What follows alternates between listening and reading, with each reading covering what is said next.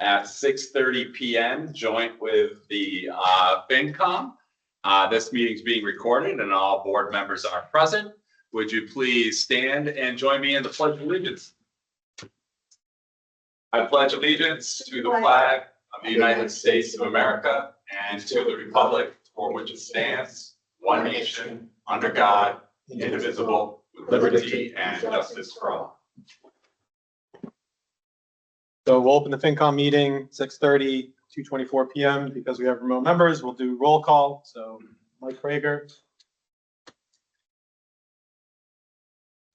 Billy Haddad here. Carl Hummel. We're all set. All right, welcome everybody. Welcome audience. Like having an audience. Just looking to see who we got. All right, do you want to start with the Board of Health? That's tomorrow. Oh, right, I'm on the wrong night. All right, let's look at the 24th. Let's start with the Council on Aging. I was real surprised I didn't see you on the agenda, so come on up. Here.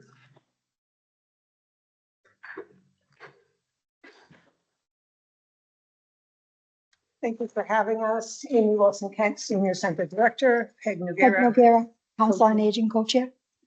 So simply, COA. Member. Joining us, and thank you for sending your presentation in advance. Yeah, and sorry for the delay. We were the snow threw us off a little That's bit. We were okay. supposed to meet in person yesterday. So, but yeah, please, thank you for having us. As you may know, we have one of the smaller budgets in town, but we do a lot of good works. And our presentation here does illustrate that. We just wanted to remind folks that we serve not only senior citizens, but that is our primary focus. We do serve all town members for many, many reasons: fuel assistance, food pantry, SNAP applications, caregiver support. We have a lot of seniors moving to town to live with their adult children, and their adult children are reaching out to us saying, hey, how can we support our parents? So, our mission has expanded. Our mission is to serve seniors with programs and activities, but we also do these other things as well. And feel free, or Peg, to jump in anytime that you'd like to. You want to say anything about? I guess the agenda, we broke it down into 3 parts.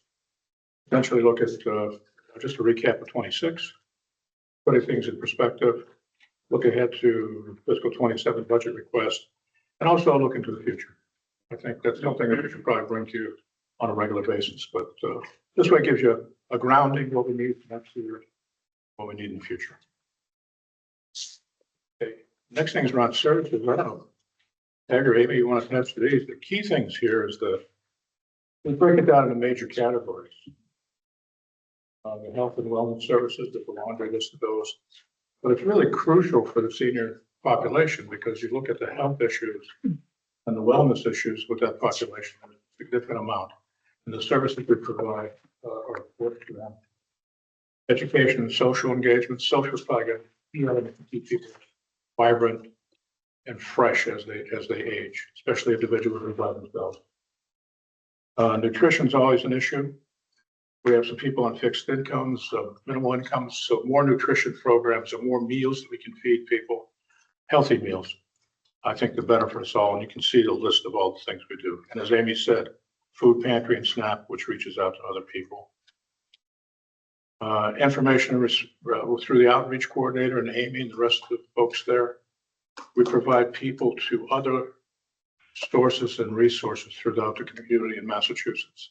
So we're kind of go-to organization, and we're able to take requests in for almost anything. Older population, we have transportation service, but not only older. If you're a younger person and you need transportation to the doctor, you can call and we can do transportation. And again, the support of basic needs is a lot of the outreaches. Heck, I don't know if you want to ask anything. Yeah, I would just like to say socialization is really, really big. Because we don't want people to be home with time on their hands and just thinking things that may not be really good for their own health. And so if we can engage them, we do have people who go out and do visits, friendly visits, but we like to get them into the center, because when you get them into the center, you can feed them. You can have them mix with other people. We can introduce them to some of the other activities that we have. And also, if they have any needs, we'll find out about it quicker than if they were in their We house. can observe to see how they're doing. you Yeah. know, Are they dressed appropriately? Are Mhm. they, are there other needs being met at home? Because they're very proud people. So you have to be really careful about how you approach them. And I think we do a good job there. For sure. Now that we have a full staff, we've been very happy. Thank you for that. We also have volunteer opportunities. This past year, we had 63 volunteers that did over 2,000 hours. That's working at the center, serving meals in the food pantry, doing the friendly visiting, just helping to put on programs. So yes, volunteers are something that we highly value. The interesting thing to that point is the age span on the volunteers is getting better. Getting a younger community, people who have kids and they bring their kids in with them occasionally in the school snowy days. But what we're getting, the demographic mix is not just a bunch of old people sitting around. I can say that. So you're getting a good mix of younger and older people helping and volunteering, which is a pleasant surprise. And those volunteer hours, really, you can say what the value of that is worth. And it's money that we're not asking the town for. Right. No, we're looking within our own catchment. I think Phil's calculated somewhere to what, 31,000? Yeah, we have that later in here, I Later in think. the presentation. Yep. I guess, Amy, if you look at your budget. Yep. I'll let you speak to this, but I think for the most part, you're on target for this year. Right now, I just printed something out from Springboard. We're at 41% left available in our budget. So we're very conscious of cost conscious. We're frugal. We're we stretch things. We make things work. But our salaries have yet to be finalized. But our operational budget is still very very small. We did increase this past year. We added the custodial services. Thank you very much. We did have 2 one-time expenditures, those being chairs. Thank you for that as well. The former chairs were donated to us. They were well over 20 years old. It was time. They kept breaking. We had They're dangerous. we had a Mendon senior that kept welding them for us. And that's when we came to last year. We said, please. And so we have. We saved you a lawsuit. Yes. We also purchased the tires for the van, had the van front end aligned with the help of the highway department. Helped us bring that up to Shrewsbury and back. The interesting thing to note here, there are old ATM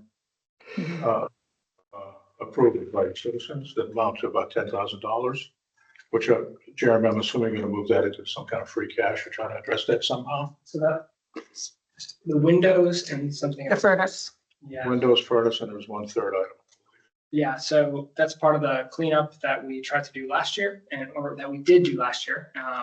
And then this was not identified as something that was ready to be closed out. So in terms of the windows, we wanted to look into the verbiage on the vote. And it turns out that's said first floor windows, and we want to.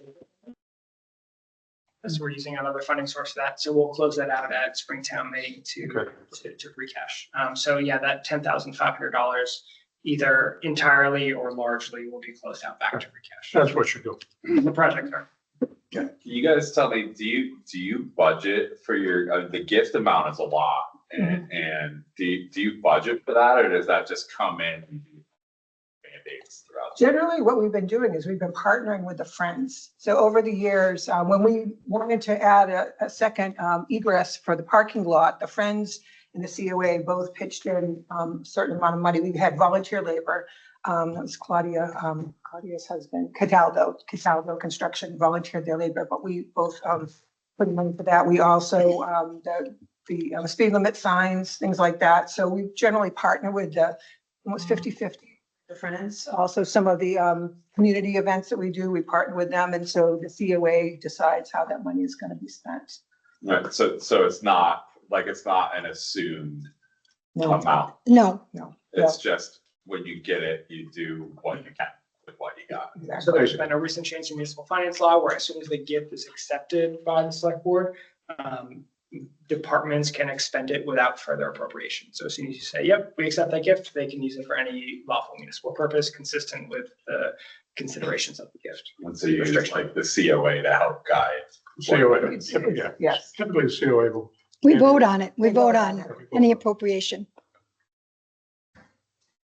And the food pantry account is extremely large. I think that was a donation with the shutdown previous one. Everybody's worried about SNAP, but also Right. cold winter.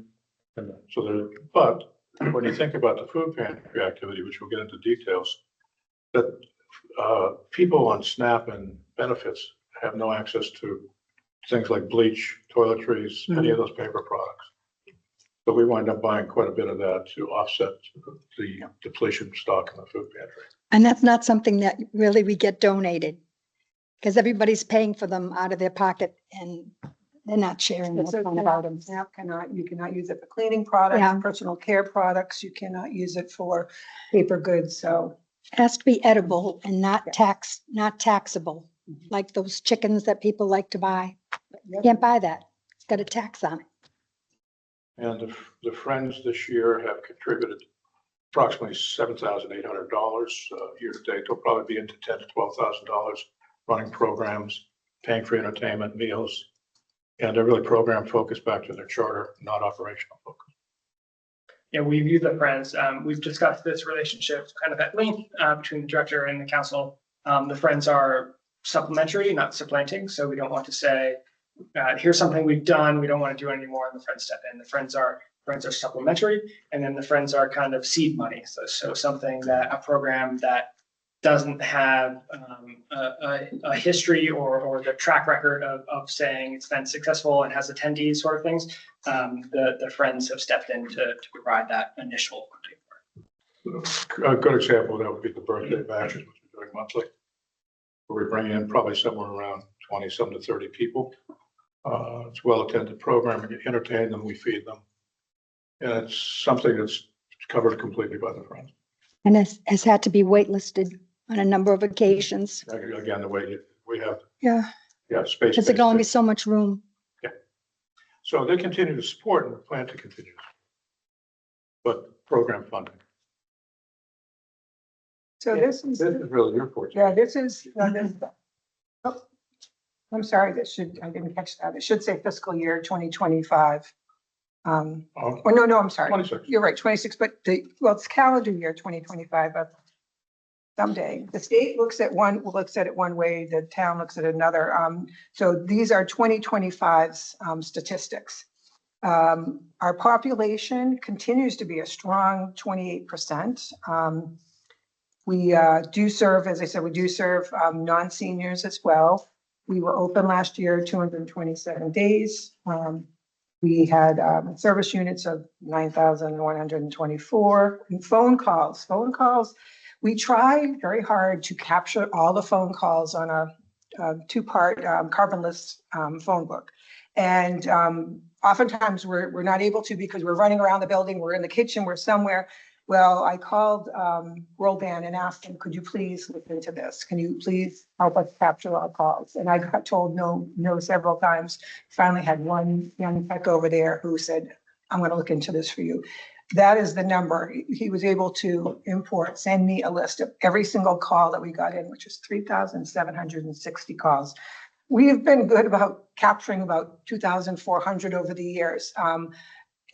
Just because, as I said, we're in the basement, we're elsewhere, we take a call, we serve them, but we perhaps didn't write it down. So this is how many phone calls come in, people calling the center looking for some kind of service, for transportation, for sign up for an event, looking for outreach support. It's a lot. That's a lot of community, outreach to us. This breaks down our van transportation, got our outreach numbers here, food pantry numbers with 403 households that were served this last year. Actually, technically, the the number's 54 households, but to the tune of 403 times. We've got people, we're trying to have people come in and do more self-service so that it cuts down on the amount of volunteers that we need put packaging things up. It also cuts down on the number of deliveries we have to make. So, and that's been working out really, really great. People can come in, they can see what we have, and it helps them to, it helps them in a great deal. We recently had, I got a call from somebody based on social media, a single parent with 3 children, lost their position and needed help ASAP. We were able to get them in that day and service them with as much food as they needed. And they could. And gift cards, And so gift they could cards. buy meat and stuff. Yeah, meat, produce, things like that. This breaks down our social recreational programs, health screening, medical equipment. Medical equipment, but you believe it or not, is not just for seniors. There are a lot of younger folks that somebody breaks an ankle or something, they need, need one, a football player, they need a knee scooter. Somebody needs a wheelchair for the weekend. Mom's coming out for the weekend or going to their child's graduation. But yeah, it's not just for seniors, but I will tell you, there are a lot of knee replacements going on in Mendon.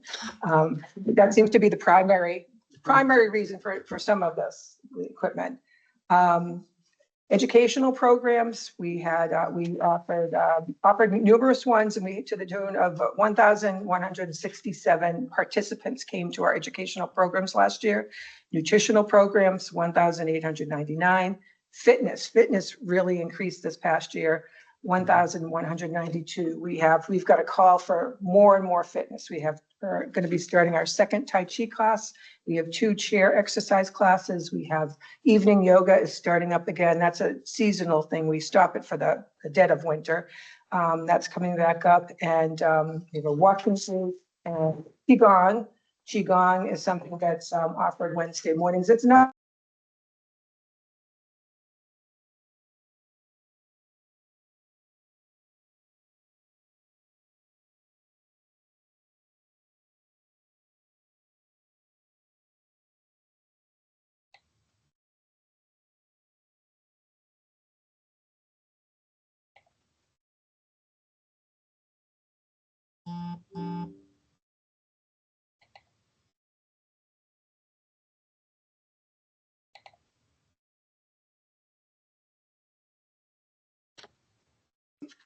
is very, I'm going to interrupt you real quick because we lost the screen.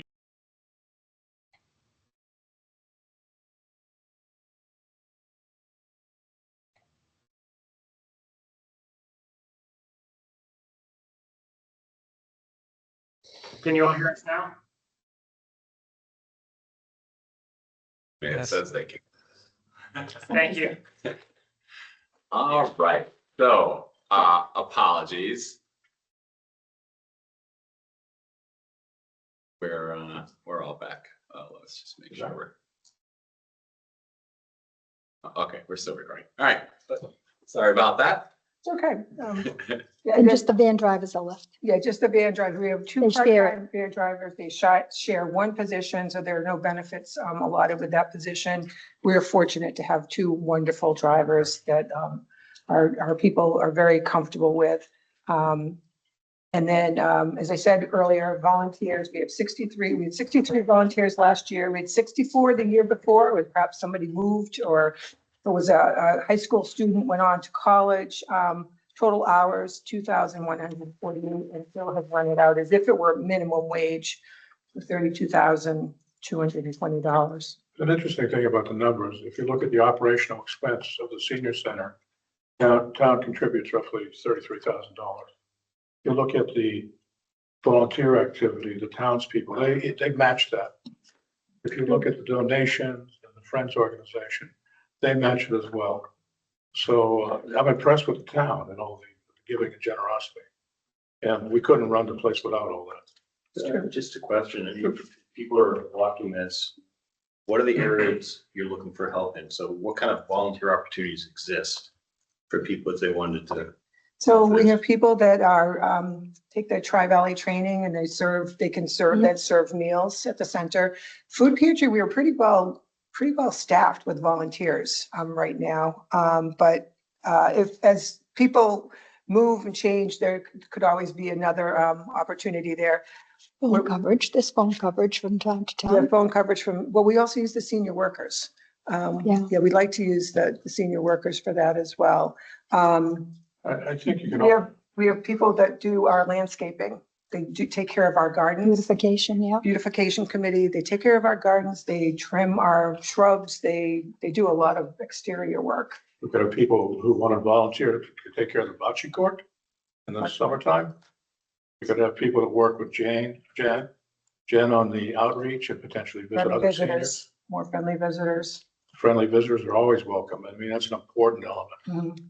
So there's all sorts of things that people can do. And we'll try and find a niche for them. Right. Well, It's usually based Interesting on, enough, Mike, so if someone has a talent or a Yeah. skill or a passion, we invite them to do presentations, educational programs. Larry Pearson did one on the farms of Farm. Mendon, was very well attended. Yeah, as I would guess that a lot of people understand the scope, potential volunteerism that could occur there. Mhm. So I think the more you can put these things out there for people to see, I think that could go along. So it's not just the operational side of it. Exactly. Right, absolutely not. So if you've got a skill, You got to bring it along. right, I walked in there 2 or 3 years ago and I said, they didn't let you go. I know, I'm still here. Well, we're trying. What can I tell you guys? You're I stuck do. with I me. remember the day you walked over. So do the I. threshold. So these types of opportunities are good for the, quarterly newsletter Mhm. that's coming to fruition So- soon. That would be great. I don't know if anybody knows Tom Sawyer. Tom Sawyer was Senior Citizen of the Year years ago. Does an incredible job he works with all of our landscaping people, beautification committee. He does our shrubs. He's there when when we need him. He's there to help train people. Just wonderful, wonderful man. You can even build boats for the boat race. Yep, what's the boat race? 2 questions. Sure. So for the outreach coordinator and the administrative assistant, partially funded by a grant. Yep. What does that grant look like for this upcoming fiscal year? It's gonna always be the same. We've got five hours It each. is not a competitive grant, it's formulaic. Yeah. And it's a state grant, not a federal one. Okay. And so it's, the general fund supports 27 hours and the grant supports 5 hours. So in this unlikely situation in which the grant went away, those 5 hours would also go away unless proactively acted upon by town meeting to appropriate that money. Yeah. But they would remain full-time benefit eligible. But it's not like it's a federal competitive grant or anything. Okay. It's unlikely that it would go away. Yeah, okay. The other question is services units. Yes. That is broken down into all of the items listed in attachment B. Is that what that is? No, not all of those totally. I mean, if you're trying to add all those up to the 9,124, I think we showcased I some just of. don't know what services units Oh. are. So you need a ride to the doctors, that's a service unit. You come to the center for lunch, that's a service unit. Oh, okay. All right. You need medical equipment. You come to the food pantry, that's a service unit. Okay. But this is the way the Every state, time you've provided a service to yes, somebody. this is the way the state, how they describe it, Got it. service units. Well, interesting enough, the population has grown quite a bit. Actually, another question on that. So it says seniors age 60 plus. Yep. And then it says others over 60. To me, that's 60 plus as well. That should be under 60. Under 60. Under 60. It grew 1%. Is that? Yeah, not quite 29. Ugh. The projection is we'll probably be at about 30% if you just do demographics. Projection over time. 30% of it. I guarantee everybody in town will age. Except for me. Yeah, that's true. That is the goal. Okay. Peter Pan. Just a couple of things on the open areas for this fiscal year. We'll go through quickly. I won't shoot all your time. Parking is still inadequate. And that's a safety issue concern. Yeah, we skipped one page. Did I skip one? Oh, I'm sorry. The budget request. No, but that's my deck is not here yet. Well, this Mine's on the next one after that. Yeah. Maybe it's just, We do the budget request later. Yeah. Fiscal year operating parking is the issue. It's still, we're waiting for the path forward plans, which will be presented April and May timeframe. Yeah, so we, to kind of update the board a bit, so, capital planning received a presentation from the Taft Library trustees on their study as a result of the state earmark for the future of the rectory building. That kind of ties hand in hand with the ARPA funded alternative sites analysis for the senior and community center. I'm going to be inviting both groups to a special meeting for the select board, so I'll be calling you on your availability in April and May. I don't want it to get tied up in the other business of the board. I want it to be a distinct meeting. And I also don't want to be this go between 100 times between the library trustees, the COA, and the select board, and go back and forth and try to relay messages. I'd rather all the groups together at once to talk. So I'll be inviting the Council on Aging, I'll be inviting the Taft Library trustees and the select board and myself, Capital, to come and talk about what's, let's all get in a room and talk about what's a reasonable path forward. We'll present the Abacus study, present the cost estimates, which I'll share with the board in advance of that.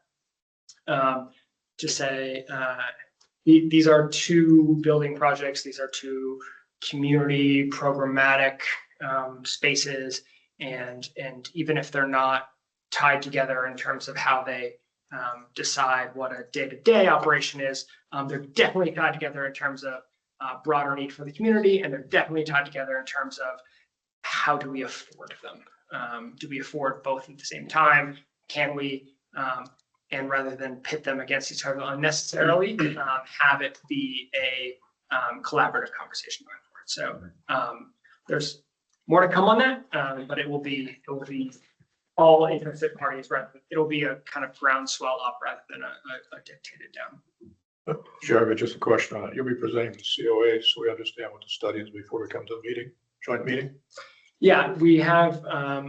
They're still buttoning up the kind of last bits of it to put the cost estimates into a final report. But yeah, I can certainly report to COA. So it would be unfair for you to hear that at the first time. Absolutely, that was my point.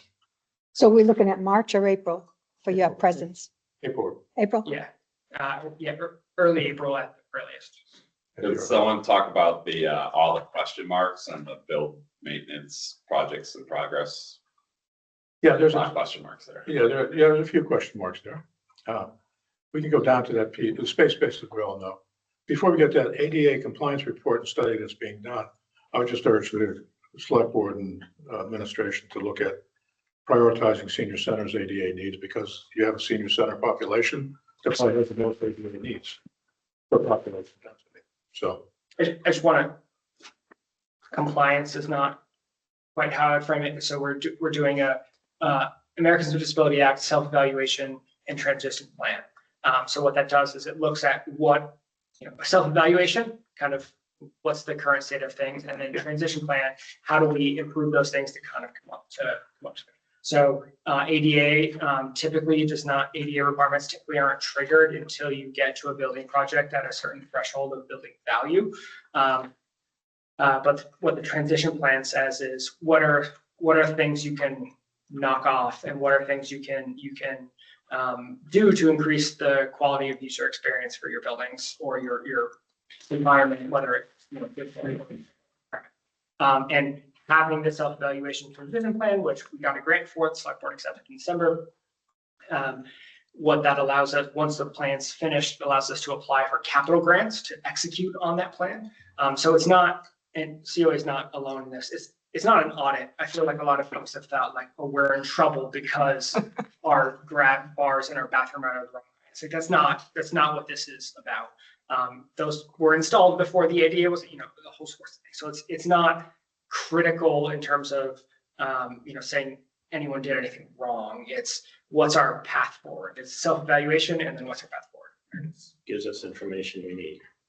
yes, It's fine. so that's Yeah, fine. it provides us information, not necessarily an obligation. Right. I'm not looking for an obligation, just as you determine prioritization, absolutely. And we're looking at fall for that. We will have a report by June 30th. Oh, okay. Hell or high water. Yeah, I'm just Because wondering, they have to finish this fiscal year. Okay. I'm not looking for, I'm just looking for a prior position. Whatever you decide to do, whatever you want to do with it. The only other things on the bottom piece, we implemented a TV for training and presentation. Some of our presenters would like to be at senior centers. We found a TV and Dan fortunately found a part, but the TVs are 48-inch TV. And if you put it at one end of the room, 2 rows behind that, a senior citizen, or most people won't be able to see what it is if you're sitting in our large room.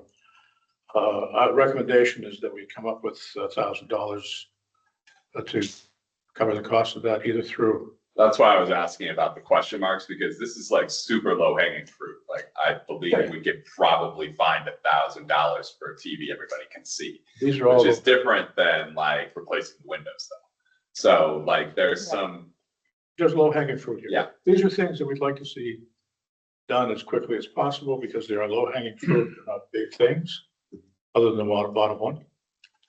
The compliance. Yeah, these are, yes, these are not, no, just to be clear, this is out the fiscal 27 budget request. Are these are not included in what the Council on Aging fiscal 27. They are not. No, these are things that we'd like to see help we could get done this year. We should go on to this then.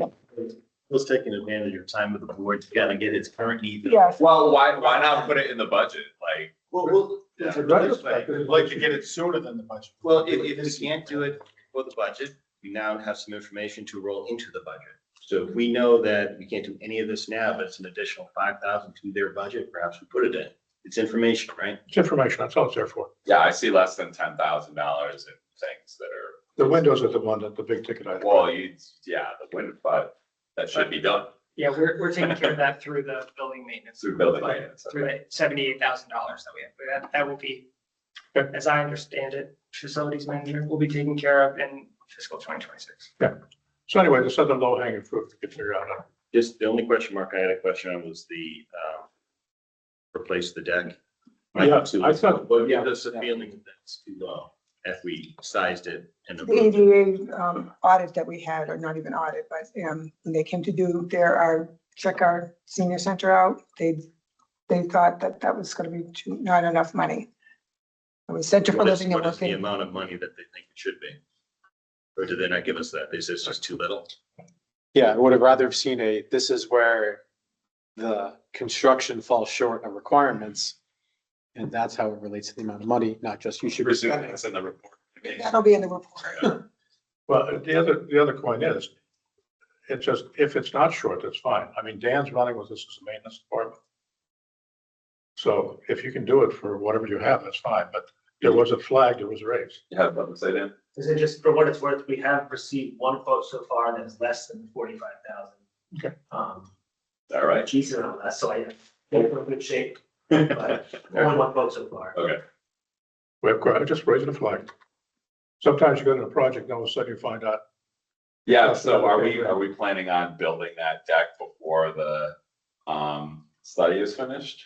So, no, so we'll have this meeting about, between Taft and the COA, about the path forward and about alternative sites analysis for the senior center. We will not spend $45,000 to do a accessible, egress and a deck at the back of the building if the plan the select board decides on is to expand the senior center in place backwards. Right. So that money would then be rolled back to free cash. Okay. If the plan is to, and approved by taxpayers and voters to build somewhere else and then retrofit senior center, I think keeping that money in the ATM article fund makes sense, because even if it is a administrative building in any other sense, having an ADA accessible egress is important to the public accessibility of the building. So it will not be money spent to then take it down, but keeping the money there to have a future use senior center or not. Right, so it's just parallel things going on and they can be struck if they need to be.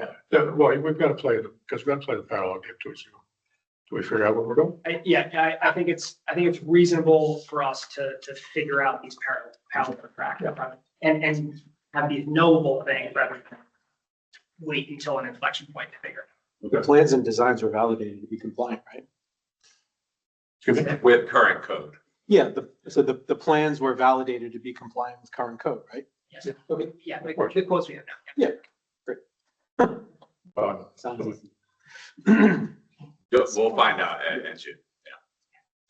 Just one more No, question on. we know that now. Mike's got a question. More on the I meant basement one. windows, we're rolling money back for windows into free cash from the 10 grand of approved projects. We're gonna roll that 6 grand back out to these basements. So the Two-step process. yeah, the ATM, the town meeting article fund is for first floor windows. Right. And so in the reading, we cannot use it for basement windows. So we'll close that out back to free cash. There are And two then steps, use so- general fund. I don't even think we'll have to do the second step because we have general fund appropriated money in building maintenance through the $78,000. So that'll just build up free cash for next time. So one thing that would be helpful is to look at this list. Check out what you're planning on doing, because I see it here as a question mark, but we have a plan to do it, so I'm not sure I need to see it. You know, there's a lot of things we're Yeah, like don't make me worried about things we're not doing if we're gonna Yeah. do them. simply And we put. just haven't been super clear about when, how and all that. We're just trying to get clarity on the when and how. Like, it's just scared.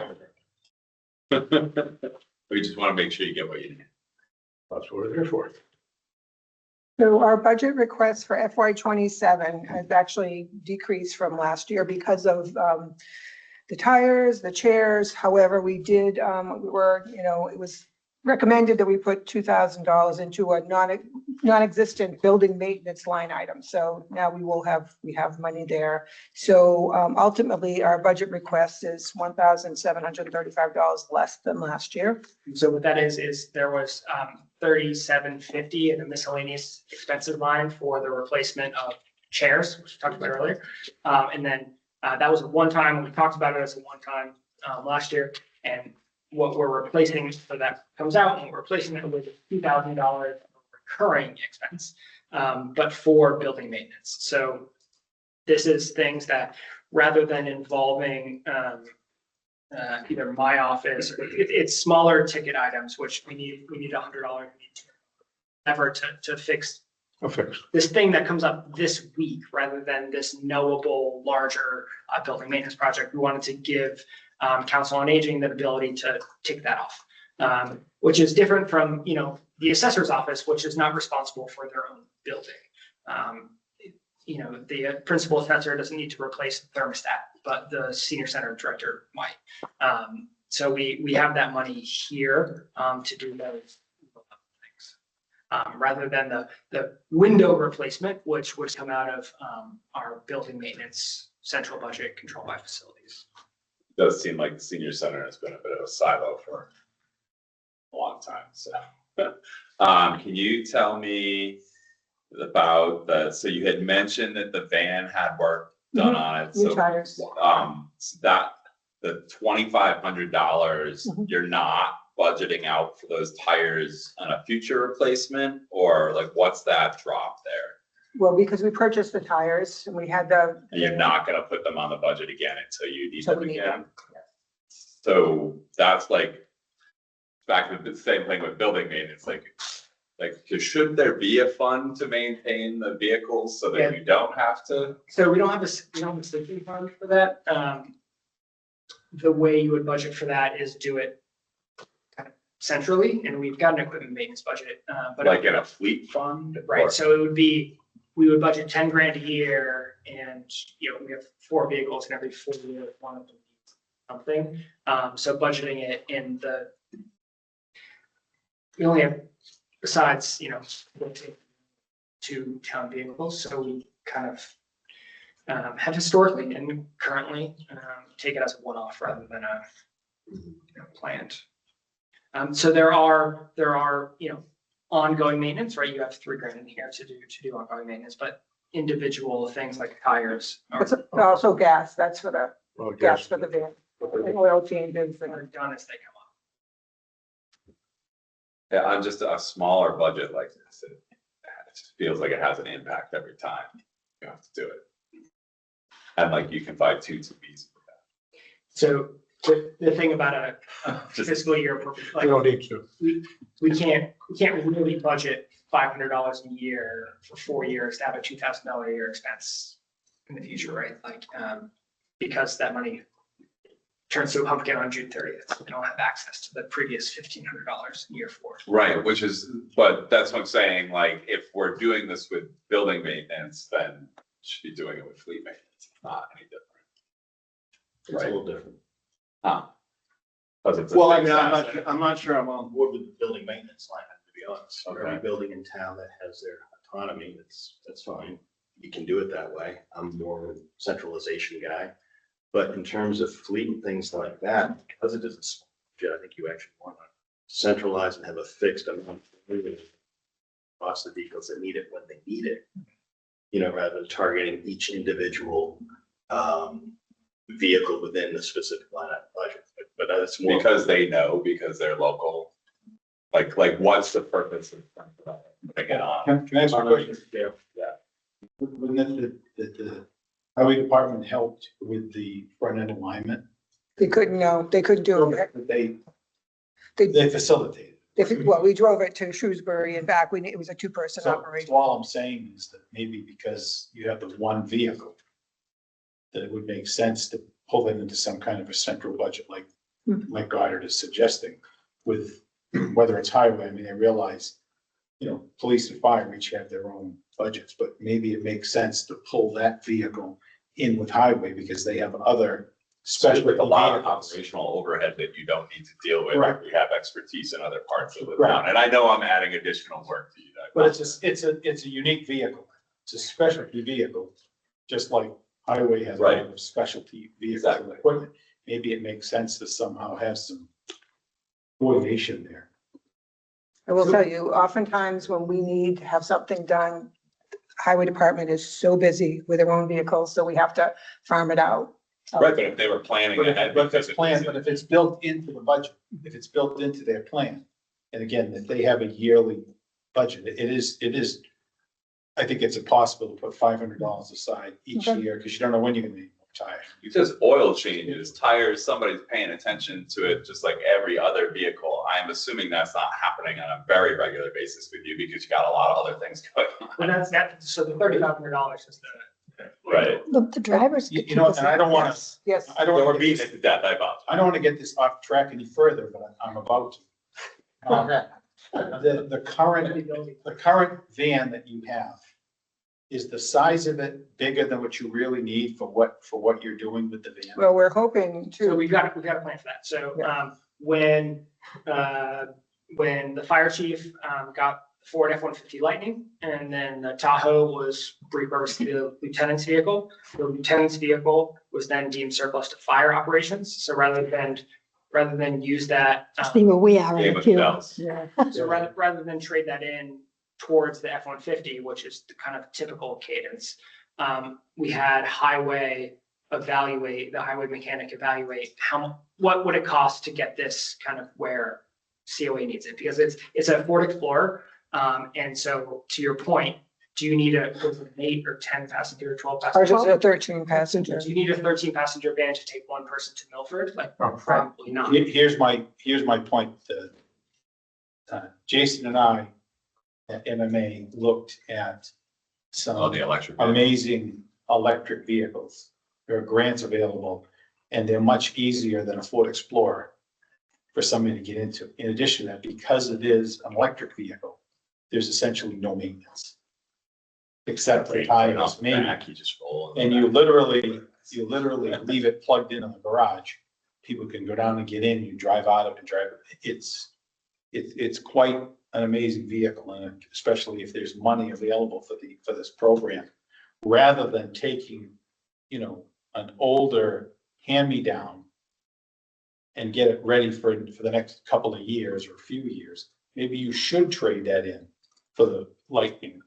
And maybe you should go in a different direction, looking for something that long-term is gonna cost them in the town less money. I think we already bought the Lightning, so that one's. But we can trade it. But we can still trade that surplus in, but all I'm saying is that I'm just thinking of And I'm gonna digress a little bit more just to say, as I'm sure you remember, my dad became a very tight member of that community, for decades, and it was a godsend for the rest of his life.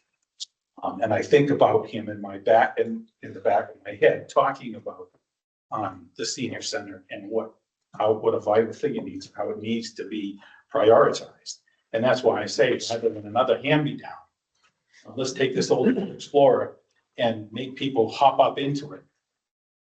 I think a vehicle that's actually made for Senior centers, yeah. senior center, It would they be actually bigger. easily get into it and have those seats that come in and out and repurposed at different Yeah, times. it had wheelchair locks and stuff. So wheelchair locks, Did it have ramp in the back. It had a ramp that came out the back. Awesome. I mean, it's just, it's actually designed Mhm. for this purpose. And again, the maintenance issues, it's an electric vehicle.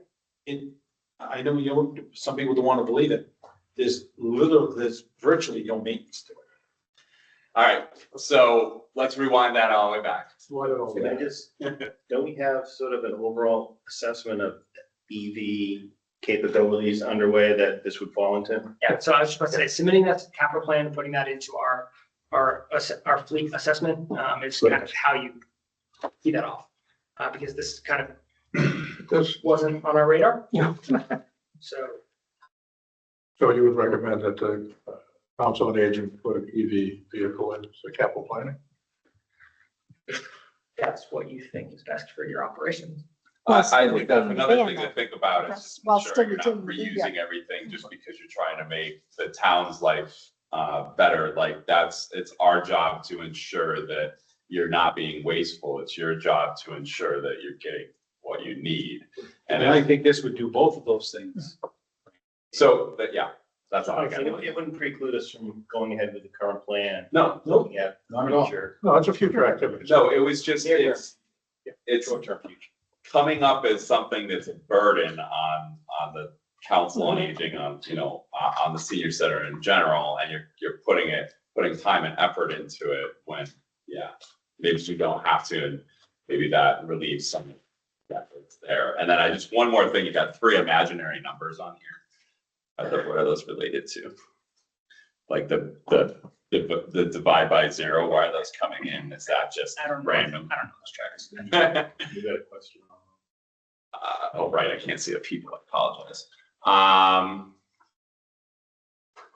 So I can see that you're raising a hand, but I actually can't see who you are just yet, so can you just come off mute and talk while I'm looking for It's you? Ron. That's Ron. Yeah, hi, There I you just go. have a quick question concerning the very first item, the annual fees for custom alarm. What exactly does that cover? I'm just curious more than, I'm assuming security on the building, but it's got to be more than that for that price. It's our fire alarm. There are 2 fees associated with that. There's the monitoring fee, which is $750 a year. And there's the testing fee, which varies. This past year, it was $810. The year before, it was $990, depending upon what they find is it in deficit that they need to, repair, replace. Also in that line item is, there are 3 police details. There's our software maintenance, support and upgrade fee. So this is all of our annual fees. There's carpet cleaning fee, furnace cleaning fee, copier fees, and then pest control fees. So any of our reoccurring fees. It's all fees, not just. All fees. all fees. Yep. It's a big Okay, that's monster. fine. I just saw Yeah. a custom alarm system. I didn't see everything else. Great, thank you. Oh, and our custodial fee is in there this year.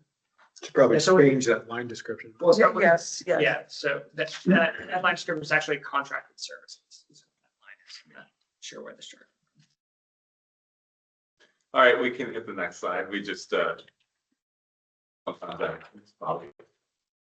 We're still kind of, we looked at the budget. We have other activities to try to offset, or bring more services to the center. Power of Possibilities and IBM Skills Building grants we've applied for, we should know by the end of the month. Essentially what that does was set up using IBM's training programs for literacy for senior citizens to understand internet, understand computers. It'll be a train to trainer kind of a thing. They'll give us courses. We have one volunteer signed up for those technical skills, ready to go for that. And if we have people lined up.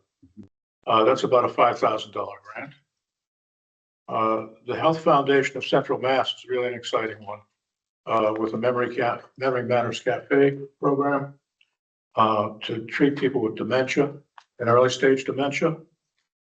This is a foundation for Central Massachusetts only. We've had a couple calls with the center. And what that would be is seed money to get our pilot, startup money, I should say, to get the pilot up and running. During that period of time, we'd bring people in and we'd certify our 3 people on staff. We would have set up cafes for not only the people suffering the dementia issues, but also for the caregivers, because it's a dual focus thing. Not only, the program's quite interesting because it's focused around nutrition, activities, outside resources. And Jen's been working this one along with some of her other work with neighboring towns. Jen's the outreach coordinator. I'm sorry, Jen, the outreach coordinator. And this one we're working hard to hopefully get. So, I mean, these are all 50-50 shots, but that's one in play. Would that require appropriation from the town for year 2? Year 2, we would come to the town. Good point. We'd look for, based on the pilot, if successful and it would gain traction and benefit to the seniors, we would come next year for a budget to cover the operating costs. They set this up at the senior center. Do you have any idea what the operating costs are? It varies, it's going to be supplies, it's going to be nutrition. We would have our people training. We may need a contractor every now and then to supplement for coverage, but we may not if we do the leverage with those tri-cities around us. So, the wild guess would be as high as 30,000, probably around 10 or 15. And if this program's successful, you guarantee I'll be back here. But we would need a commitment for you guys if a successful program, that you would consider putting this in. So for the select board to accept the grant, it cannot be contingent on a future town meeting appropriation. It can't say, we need this, we will accept the $6,000 and we promise in the next fiscal year, town meeting will appropriate it.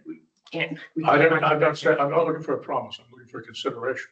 So, Well, it sounds like we have to put money in the budget for 27, right? No, 28. 28. So that's what I'm saying. So when the Council on Aging comes to say, please accept this grant, I think a reasonable question will be, what is the financial impact to the town in out years? And if we accept this grant, how much are we on the hook for in years 2, 3, and onward? We will have that. I don't need an answer right now. Yeah, we will have that for you. But at that point, We will have that for you, We'd be just looking to do this once a month on a Friday. potentially twice, based on recommendations. I think the jury's still out on that. it's my point in saying we don't need the answer right now. And you're defining the success. It's not defined by the grant program. So like it says, if it's successful, so is there success criteria from the grant program or is it from you? From us, by establishing. Yeah. So, Actually, it's from us. the area centers, Upton offers it once a month. Atria Draper Place offers it once a month. Franklin offers it once a month. They have 80 people come. That would be like a person with dementia and their caregiver come to their programs every month. Framingham has a very successful one. So, So we're looking on like an off day. So that our people will have a chance to go to other places and get the same treatment. Well, the grant, excuse me. The grant is for $55,000. I have to assume that the expected operating expense for this is going to be somewhere around that number. Well, actually, that's expected operating startup cost. Okay. The grant ranges from 50,000 to 125,000. Yeah. That's the grant range from the health center. Well, we're projected to hire the talent, temporary contractors, and to build up the startup cost to buy the tactical thing you would need and the nutrition cost. We're figuring around $50,000 or $55,000 as a swag right now. Next 30 days, we get more detail on it, but that's what we're gonna ask for. Okay. Yeah, I mean, I'm just, right, your current operational expenses are 30 grand. If this costs another, you're talking about doubling your operational expense. And all of the other examples you gave are probably, you know, those council on aging are probably have significantly higher budgets than this, right? So it's just, when we're thinking about, it's the same thing as when we talked about the grant for the firefighters, right? You get it, and then you got to make sure you're supporting it long-term, which the budget is very strained in order to do that. If we get fortunate, it's a two-phase grant. If we get fortunate, and get past phase one, we'll get into the details. Right. Something you should look at, shared services. It seems like a program that could be funded across multiple communities. Mhm. Even if that means you look at your van situation, we're actually driving to, I'm not going to say Upton because it's right there, but that way you minimize your operational costs in terms of supplies, things that not everyone has to staff it that way. You have a single location, you bring people to the program. So I would look seriously at how could this be? The Currently, caretaker would be driving them one day. Jen is working with Draper. No, I'm just saying. this She's is doing that kind of coordination, cross coordination. Shared cost. Yeah, we don't need to Yeah. belabor it anymore, but I think go for the grant, right? Because Yeah, we're trying. we should try to go for every grant that we should. Mm-hmm. But I think when we're thinking about the long-term financial implications, to double the operating expenses, something I want to question. And I want us to be creative in the ways that Absolutely. Mike was just articulating. Speaking of long-term implications, there are 4 more budgets and we have 6 more Yep. slides. We So can understand. move No, on actually, a little bit? Actually, no, I'm just reading the numbers at the bottom of the screen there. ARP is another education grant that we're submitting into, and that basically would supplement, provide some personal laptops and technical training for the people. We have helped us kind of set up arrangement for volunteers. And it's an opportunity to get technology and equipment, which we would own. It doesn't cost us anything, but we could use as a loaner base for the patient. So that one we're in play with. UMass Memorial Health, stroke awareness. It's a three-part series that would have to be completed by June. Working with one of the nurses from UMass Memorial. And then these other two, I think, Those are grants, the Cultural Council grants. We are very fortunate to be the recipients of many Cultural Council grants, some that we support, some that they apply directly and the Cultural Council deems us the worthy, location of them. So we're very fortunate. There are a couple more that aren't listed here that we're, I think about 5 in total that we'll be receiving this year. okay, the next page is just future need, this is going beyond. And then the first one's basic, we have to wait for the presentation from Apple. I don't think we need to belabor that anymore.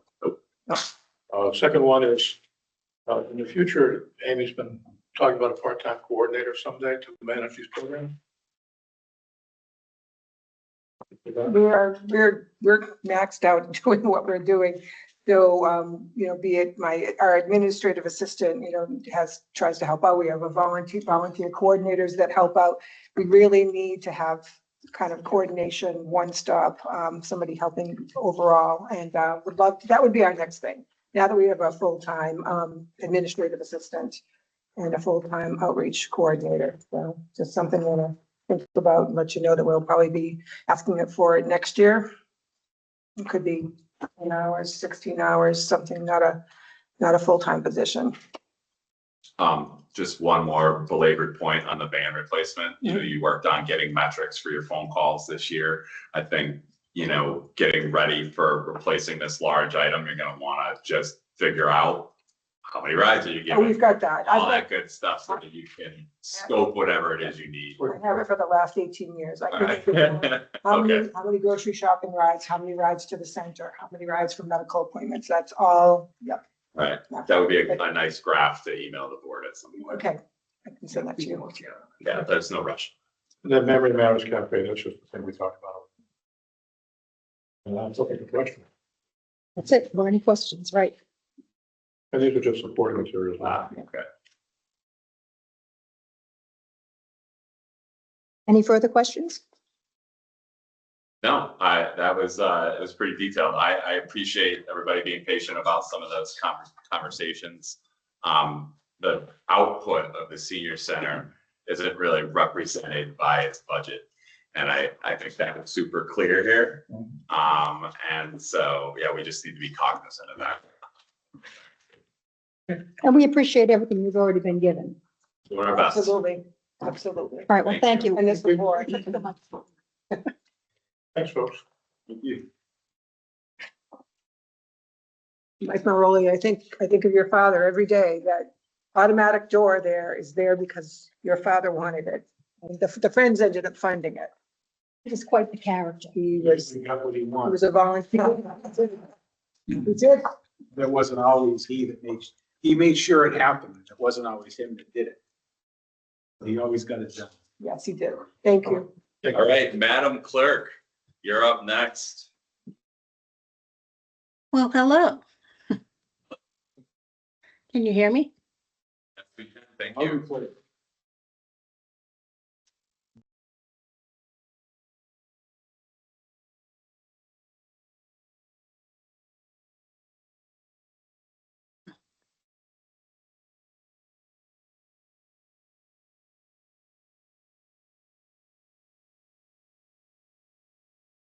All right, so I'll intro this a little bit in that we'll talk about both the town clerk budget and the elections budget, for which the town clerk is responsible for.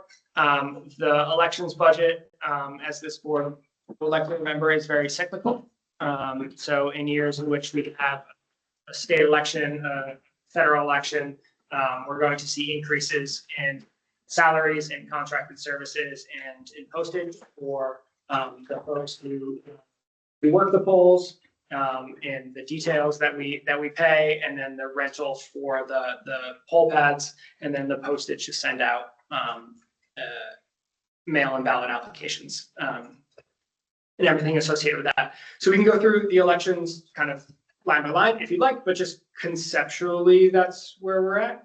And it's pretty formulaic. So I've got all the backup from the town clerk, and can share that with anyone interested at any kind of decision point. But there's not really a lot of policy decisions to be made in the elections budget. This is what it costs to run an election. The policy decisions are on those three things where you see fiscal 27 additional. So on salaries, wages, that's the municipal clerk / assistant town clerk, and the town clerk salary, and then meetings and dues. I'm just going to set the stage on what we're going to be talking about here. So salaries and wages on the assistant town clerk, that's an additional 4 hours a week to bring up to still not benefit eligible, but 19 hours a week for the assistant town clerk. And our town clerk, Ellen Agro, who's online, we'll talk about the rationale behind that and just tell you what it is.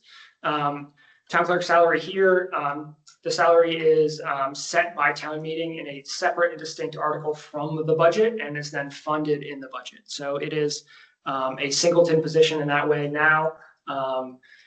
Stipends for elected, or compensation for elected officials is set by town meeting article. So this is a little bit different, but we still need to fund it in the general fund budget. The level service budget is kind of what I talked about in relation to the compensation and classification study. The fiscal 27 additional is what the town clerk is requesting. And like I said, this position is different than everything else. There's not a contract. We can't say a 3-year contract. I can't say we're going to smooth the compensation and classification across 3 years. And I promise you this, because each individual year town meeting has to vote on this compensation. So it is different. We'll talk a little bit about the rationale and expanded scope and what gets there. And then the meetings and dues, that is directly tied to the Suffolk University Municipal Leadership course, which is something that our both police chief and HR coordinator, our police chief has taken, our HR coordinator is currently taking, and it provides a kind of soup to nuts, kind of halfway to an MPA sort of thing, but very Massachusetts specific education in municipal leadership. And I am wholly in support of sending our staff to things like that. And I think I think we benefit from it almost daily. Does that go up also because of the assistant position at all, or is that solely just that? That is solely, that is just that. And so it's Ellen and Jen's online, and our HR coordinator who can chime in and provide some support to Ellen on this, and Ellen can talk about why she's interested in it. But this is essentially half a year worth of Friday classes, sometimes in person. And they'll be on, I think 5 different municipal topics from labor law, human resources, finance, all sorts of Yeah, things. it's a 25-week course, and you come out of it basically with a graduate level certificate in municipal leadership. And it's amazing. I'm about to start on Friday the finance module of it. Of course, not in time for Jeremy's budget, but I'll be done with that in 5 weeks. I've done HR, I've done legal and policing, and we just also had leadership at the very beginning. So it's a phenomenal course, and I can't wait for Ellen to take it and see what she learns from it, because it's great. And Ellen, the town clerk has been waitlisted from the previous year, so she is ready as soon as we appropriate, or if we appropriate the funds, ready to start in the fall. Yes, I have been pre-approved for this coming year. So I stepped on your presentation a little bit there, Ellen, but I wanted to make sure You kind of did all my work for me, Jeremy. That's okay. you get to talk a little bit about the rationale behind the other 2 requests rather than the meeting to do's ones. Absolutely. We can start with the request for Rory and the additional. Right now, she's working 14 hours. And I'm requesting an additional 5 hours per week, mainly because we have a need in the office, especially with elections, for just more hours in the office. There are times when it's not necessary. I feel like Rory has shown herself to be very adept at learning things, and we could utilize the slow time, which won't be a lot of time, it might be summertime, to learn other department things, help out in maybe HR, help out maybe in the select board, which she's doing right now, while we wait to hire a new admin. Let's see. Yeah, That's with generally those hours, so specifically on the current assistant town clerk helping out with the select board. So right now, the town clerk is budgeted for 14 hours as a assistant town clerk. The 5 hours that we have or anticipate seeing for select board support are totally outside of that. Select board's budget is paying for it, so it's not going to be on the town clerk's budget. And however long that goes forward, that will be not a strain on the town clerk's budget. That will be elsewhere. So this will be kind of providing that ongoing flexibility rather than that one-off that we're doing right now. And just to, I don't mean to derail, but I will. We were supposed to have interviews today and didn't. We canceled them because they were early this morning and town hall was closed and whatnot. So, but we're actively, we've got finalists for that, and we're actively interviewing for our permanent solution for that. And that's great. That I think going forward that Rory's skills could be put to use in the quiet times in other departments. But I feel like right now we need the full 14 hours she's giving us. We could use more. During elections, the vote by mail process is so time consuming for our office. And Peg was really, she was approved for 10, but she was doing 9 hours, I think. And, but she would put in more when she needed to. And there's definitely a need. So I think 19 will be kind of the average over across the course of the fiscal year. So if there is a lumpiness to the demand, then supply can react. And so the trigger for benefit eligibility is an average of 20 hours or more over the course of a fiscal year. So as we budget for 19, and Ellen's a responsible steward of that budget, we would make sure that the average stays under 20 over the course of the year, even if there's That Ellen in HR or just HR, who manages that? Ellen specifically, and then when it gets close, if it seemingly gets close to that, then, Yeah, Like so where we've, I- Jason, I'm email sorry up. to interrupt. For other part-time employees, we've tracked it as they start to get closer to what could put them over the edge of the 20. Yeah, it's more about like, I don't want the employee to be surprised because we're not allowed to pay them anymore. Right, like that sort of thing. And then we've had this happen in the past, where we've had to come here to the board and change timing allotments and stuff, and it's not like a awesome spot to be in. So if we get anywhere near that, like, let's talk. Yeah, agreed. And so that's just kind of a management thing for us, in that we'll communicate that to employees so they're not surprised. Yeah. Yeah, Okay. absolutely. And that's an easy thing to manage. I mean, this first week that Rory was learning what she needed to do for the select board, yes, we went over. But I don't anticipate that we're going to go over each week. So she would, we can see that each week. And she always asks me, I only have this many hours left. So she's Okay. fully aware of it as well. Yeah, Mike. No, I just like we've sort of touched on this idea before, but this idea of floating resources where it's based on the ebb and flow of work demand across departments. It's a great idea, even if that eventually becomes a full-time position that can float. I'm sure there's clerical or administrative duties that could be, there's work to be done, is my guess. And I think that understanding, getting flexibility in terms of that municipal clerk position is huge. I think it also depends on the special individual that we have in that spot, and like, this individual's very skilled at. I like to think places. we hire the best Budget, of the right. And we also budget the position, not the person. Right. Yeah, And that's right. But yeah, I As agree. wonderful as Rory is when she watches us do the minutes. Yeah, and we do. She also, she went to school for things that she could help Isabella with, or Sherry with. So I think there's opportunity here in the quiet times for her to lend some good assistance. From a budgeting perspective, if she ends up doing more not clerk stuff than clerk stuff, that's probably another reconsideration of how Where do we, you want to? where does this money actually live, right? I think of it similar to our health admin inspectional services coordinator, where our first year or two of it, we're just gonna slice it in the easiest way possible. And right now, we're gonna go 50-50 on that, and that's how it's. And here, we're gonna put all of her budgeting and all of her hours here, and then, if it becomes a true floater where it's an hour here, all over the place, then we'll just put it in select board, and we'll say, those 5 hours are owned by select board, and we get to put.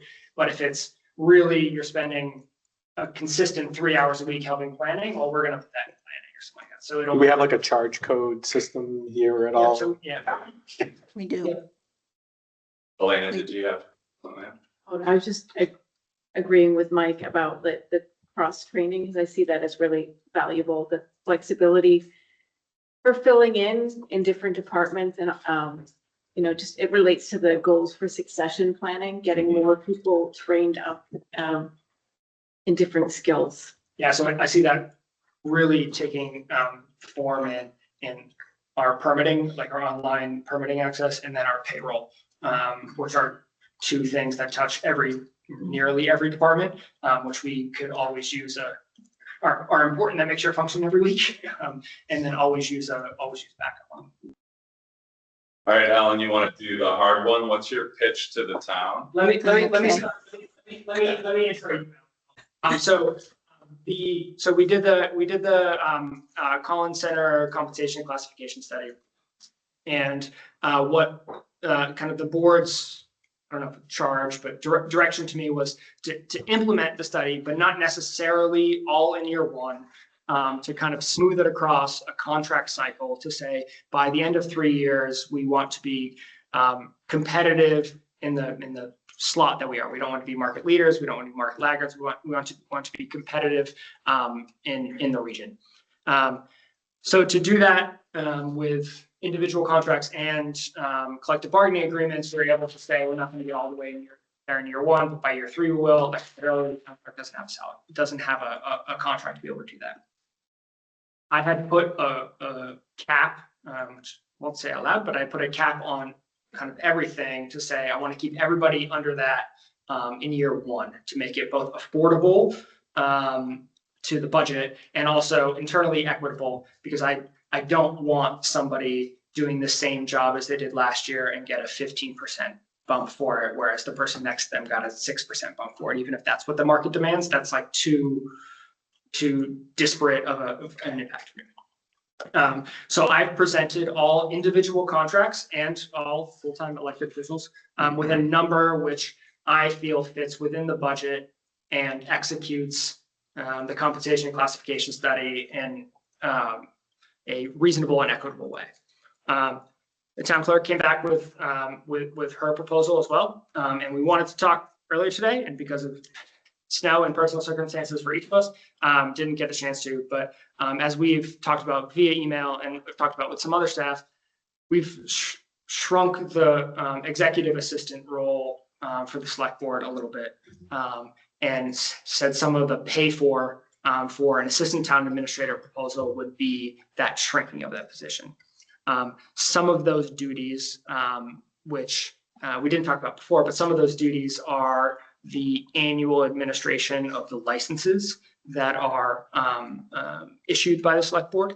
And it's in many communities, that is a town clerk responsibility. So this is not any formal proposal, and it's something that Ellen and I work on in a formal proposal. But part of the rationale for the additional salary above the level that I initially offered, because it's not, there's a COLA and there's a market adjustment for everybody. And then this additional is kind of two-part. It's one, the town clerk saying, I think the market adjustment should be different.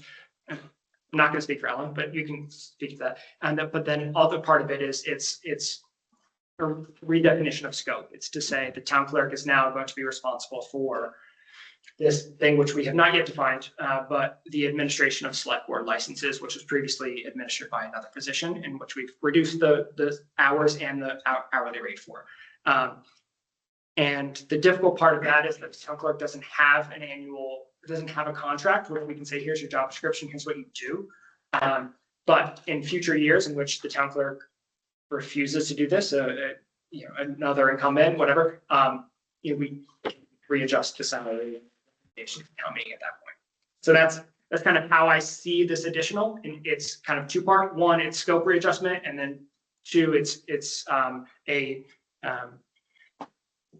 Ellen's in the incumbent's in the position of advocating for her own salary in a town meeting warrant article in which no one else is in a similar position. So before anybody speaks, sorry, I know y'all want to talk. I just let Ellen talk because it comes right after Jeremy, and then we'll let you pummel her. Okay, so thank you, Jeremy. That is a good assessment of my position, full-time employee, yet I don't have a bargaining unit. I don't have a contract. I'm at the mercy of whatever first whoever puts the budget in gives me for a COLA, and then town meeting. And if there's any changes to that COLA during the year, I don't get it automatically. I have to go to town meeting. So that's the essence of this position. I shouldn't say it's me, it's the position. So I feel as though we got this comp study. I'm a department head. I have been here 8 years. I'm fully qualified, have all my certifications, have been recertified, and the job is bigger. And I feel like I should be further up in that comp study than just at the beginning.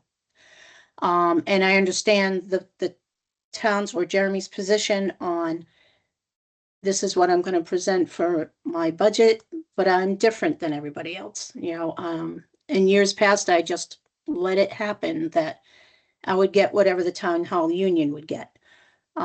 when I really should be advocating for myself because that's all I have.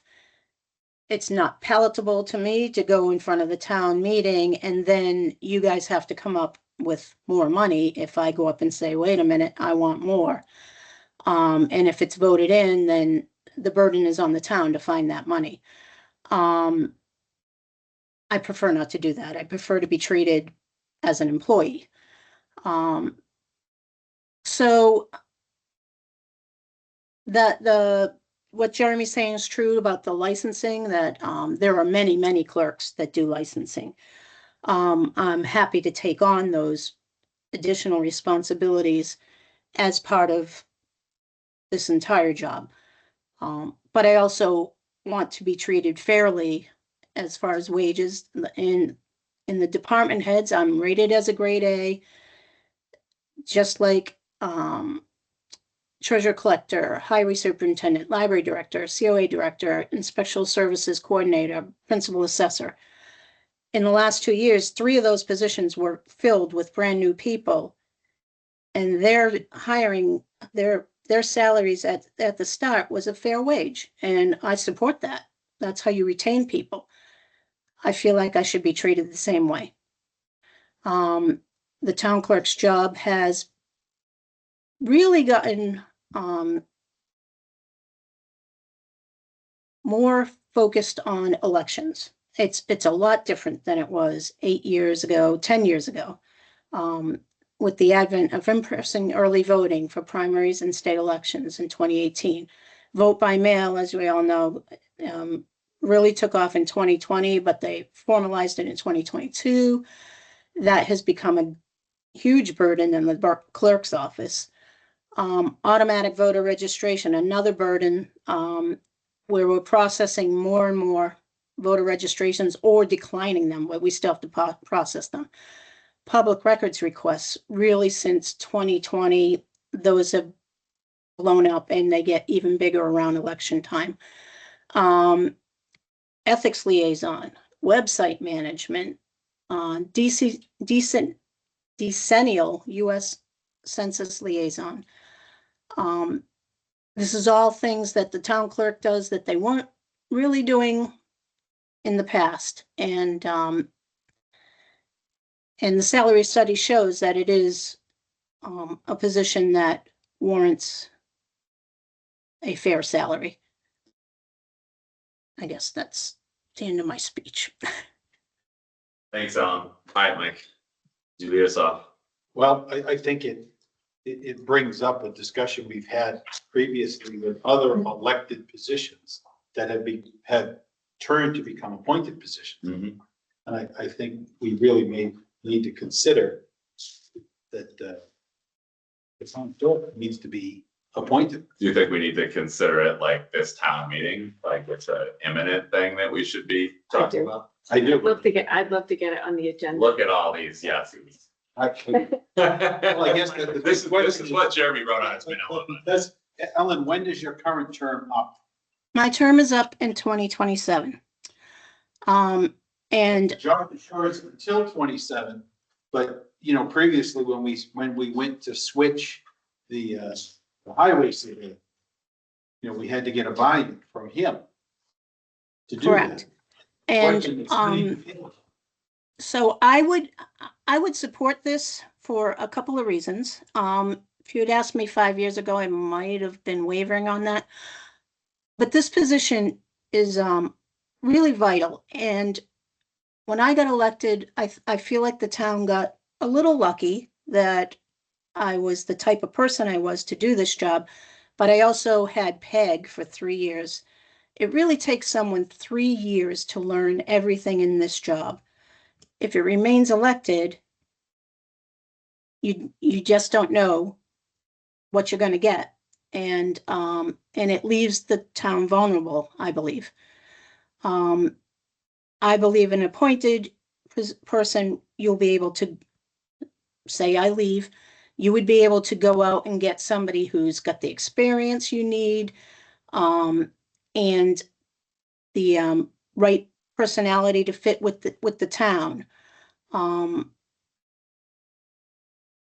That said, that I really would want to talk with, Jeremy and the select board and talk about the terms of making it appointed. But I do think it's time. It's time to make it appointed. I would support it at town meeting. In 2018, the year that I was elected first, that was the year you tried to make it appointed last. And it didn't pass because the town clerk didn't support it. Just 2 points. First of all, you said you think we're a little lucky. I think we're a lot more than a little lucky to have you, replace the previous town clerk. I think you've been outstanding in the position. We've been very fortunate as a town. We've got a lot of outstanding town clerks over the years. But I also think the job has morphed into one that's been a lot of documentation to a lot more with elections. There's a lot more administration. And now we're talking about taking over licensing, which is even more administration. So I think that's another reason to consider making it appointed. All right, I'm just gonna ask one thing before I throw it to Billy and Carl, which is, so you mentioned a couple of times about feeling more like an employee, feeling more a part of the town. I mean, is that an additional, like, would the appointment would that feeling come along with changing from elected to appointment, but you feel more a part of the system, of an employee, like you were saying? Is that a helpful piece of that? I don't want to say that I don't already feel like an employee, but I also have that over my head that, yeah, I'm elected too. I try not to pull that card. I try to act just like everybody else. I try to follow the same rules everybody else is following as an employee, because really I am a full-time employee. You put me in the salary study, you give me health benefits like an employee. And that's the way I consider myself, an employee.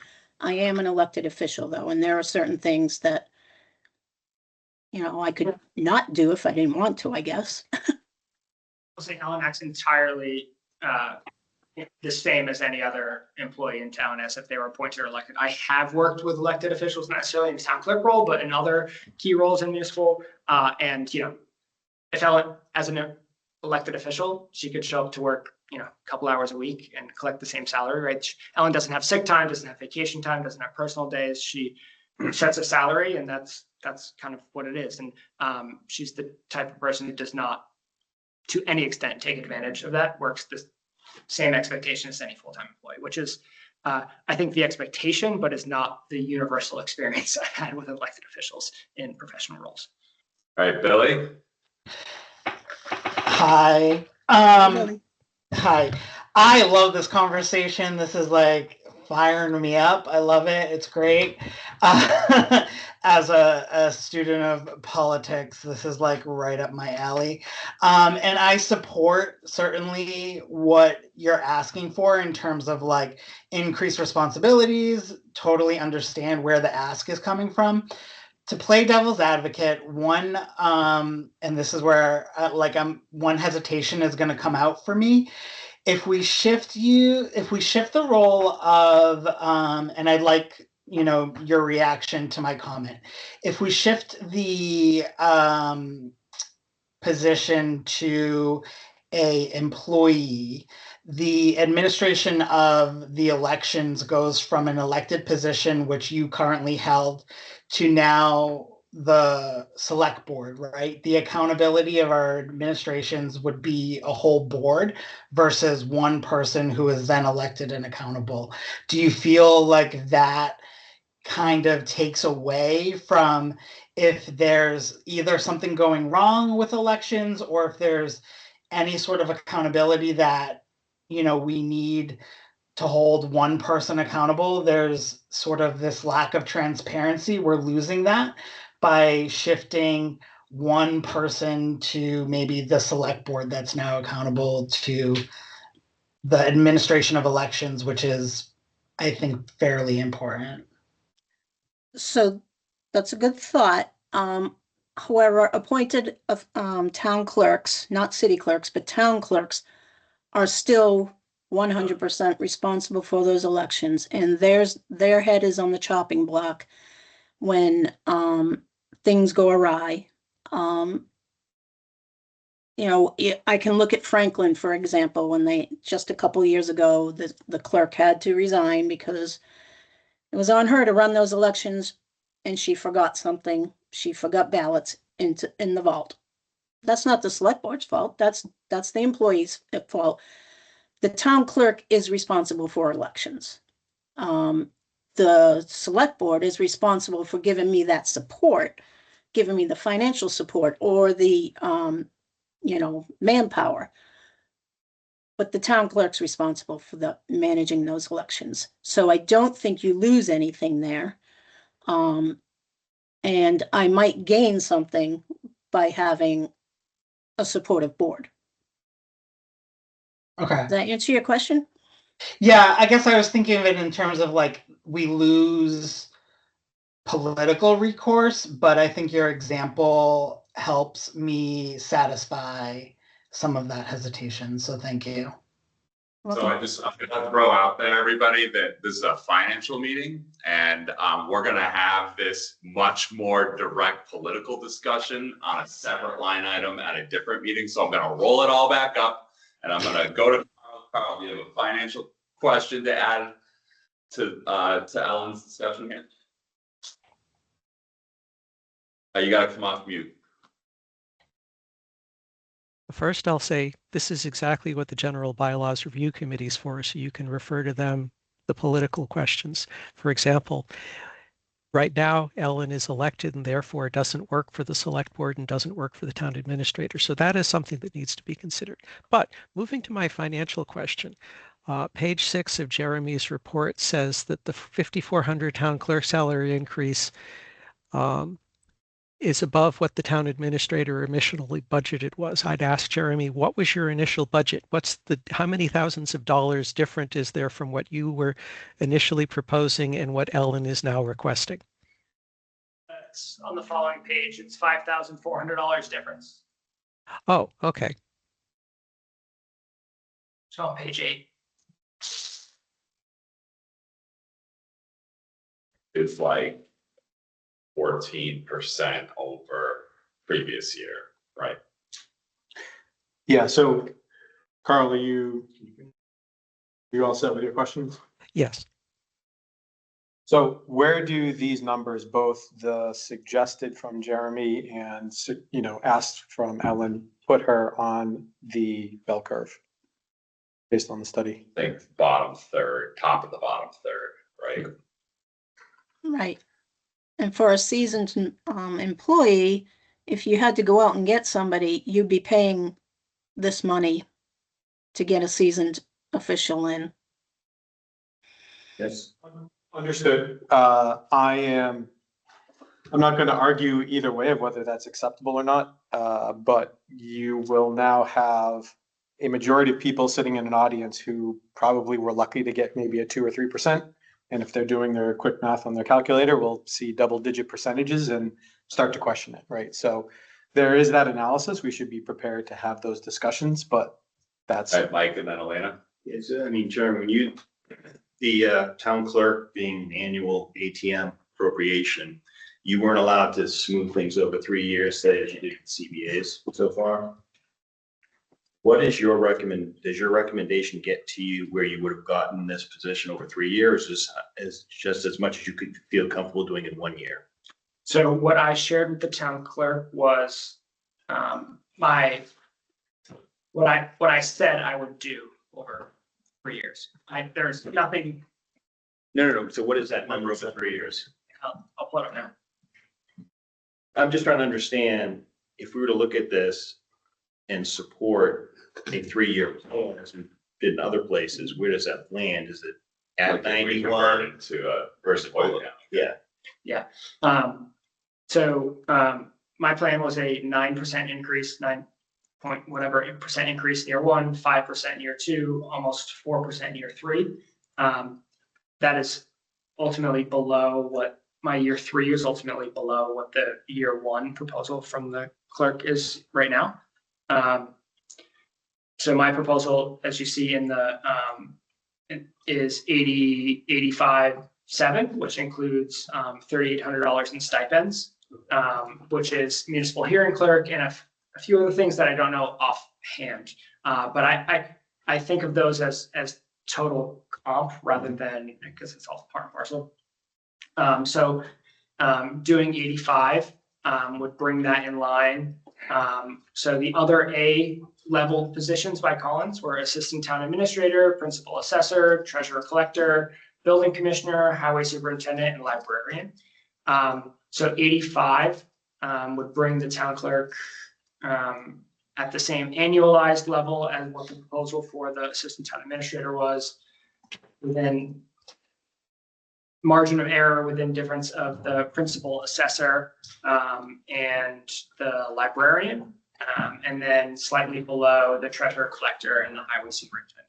Yeah, I mean, from my perspective, I just want to make sure, although we can't guarantee anything for this salary, as we could with contractual, I do want to be consistent with the approach taken with the other positions that are contractual. Yeah. So if you were to show, and you've verbally done it, but I'd love to see what the 3-year outlook looks like to put this position in line with the other positions.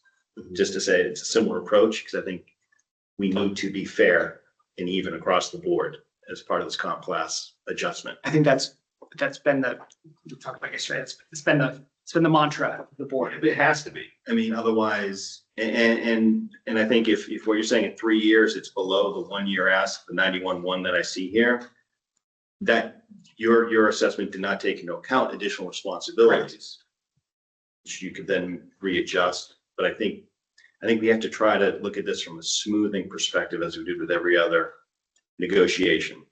Now, where we finally, when we get there, or how quickly we can get there, maybe that's something we talk about. We haven't even decided to move the responsibility. I just want to make that clear too. We're talking about the position appointment, which we can't just unilaterally do. We've talked about moving responsibilities to justify the ask, which we haven't decided to do yet, or when it's going to happen. So these are all things that are variables that we should consider, but they're not set in stone, right? I just want to be clear that we're fair and equitable in how we apply the comp class across every position we're adjusting. So I appreciate that. I'm all about fairness, but I see this position as it is unique because there is no contract. So were we in the position of needing to find a new town clerk? So it would, at this point, it would be elected, and the chances of us finding a qualified town clerk who would be ready to run, or I don't know, right? I don't know. So like there are no qualifications needed to run for elected office. And so my concern is that, while I appreciate wanting to treat all of the positions the same, this one is separate. It's vital. It's vital. It is like, as elected officials, it is our responsibility to protect the town's election system.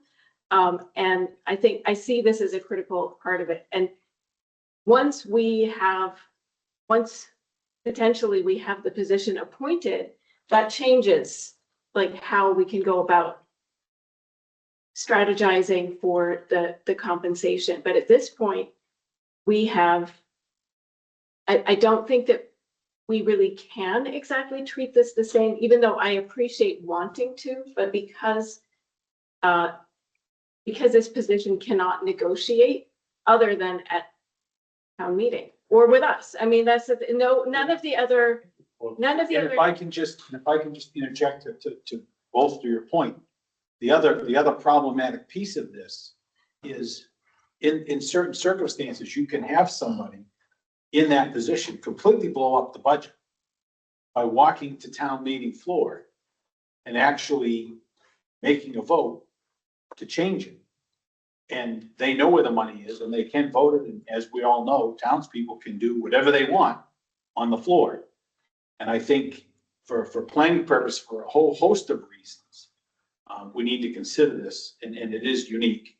And the last thing I'll say is, no matter what you say about the elections, it's still governed by the Secretary of the Commonwealth, who still lays out the plan.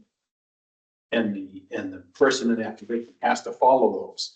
And if they don't, because they are elected, the board doesn't have an immediate recourse. Only the townspeople do at the next election. So for all those reasons, All right, I think we need to look at it just the way she's saying. I'm gonna get you, Carl, and then I'm gonna table all of the discussions to March 4th, which is just next week, by the way. And we'll talk about it then. So Carl, go ahead. Okay. In her opening statement, Ellen, I will paraphrase her, said that she wasn't being pushy enough in previously asking for raises. Are you, Ellen, are you and the town administrator able to go back over the past 10 years of your tenure and say what your raises have been and then compare that to the normal cost of living raises? I think a 14% ask at town meeting would be a lot more reasonable if you can put up a slide saying you've been below COLA for more than half of those years. Yeah, I agree. That data would be interesting. Yeah, but if I was sitting in that seat, my retort would be everybody's COLA has been, everybody's raises have probably been below COLA forever. Right. But I agree with that statement. They have been below. But wasn't there a time when your salary, how did your salary compare with the person you replaced? Oh, Percentage? so when I was elected, town meeting budgeted the salary line, not the town clerk salary per se, but the salary line in the budget. If she had not retired, it would have been 70-ish. It was like, I think it was about 70. But what they voted for the new clerk salary was 46. So in other words, So I was lowballed. There was a certain, I was lowballed back then. I didn't know any better, And I'm gonna stop the speculations just so that we don't dig any holes here. We're gonna talk about the clerk next week. There needs to be just a little bit of accounting on the past salaries so we can have that appointment discussion and like what that might actually look like. We need legal outcomes, like what happens when we convert an elected to an appointed, especially in the clerk's position, and like how does that affect our contracts, and like how would we even write one of those up? That all. Really quickly. Brendan. I would say, and I'd like to understand what percentage of the 5,400 additional ask is additional services versus. Yes, that's a great point. Great point. All right. Just to understand. So, any other questions on the clerk's budget that don't have to do with the clerk's salary or her move to an appointed position? Is there anything about? I mean, everything else seems reasonable. Like just that, what's the delta between this and the next, because we have more elections coming up. You mean midterms? Yes. I don't. And it's not negotiable. I mean, it is what it is. Like, are we budgeting for 28? So fiscal 27 is essentially double what fiscal 26 is. That was once. Roughly speaking, 15 grand to 30 grand. Okay. Yeah, fiscal 26, we only had 2 town meetings and town election. That was it. Fiscal 27, we're going to have 2 town meetings and 3 elections. And I didn't share it because it gets a little weedsy, but the town clerk has a breakdown of this many hours for this many people for these elections and then that's what builds up these numbers here. All right, Ellen. Thank you. Thanks. Thanks for your time. Thanks, Ellen. Night. Night. All right, Mr. Building Department, John, why don't you come on up? Thank you for waiting for us. My pleasure. It's interesting. I told him it wouldn't be right at 6:30. Or right I at thought maybe 7:30. 6:45. He gets mended time. He understands.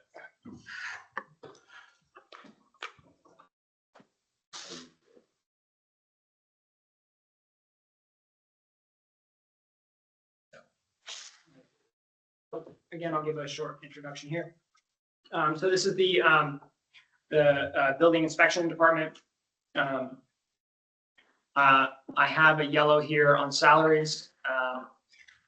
Who is charged here is 100% of our administrative assistant who supports the building inspection program.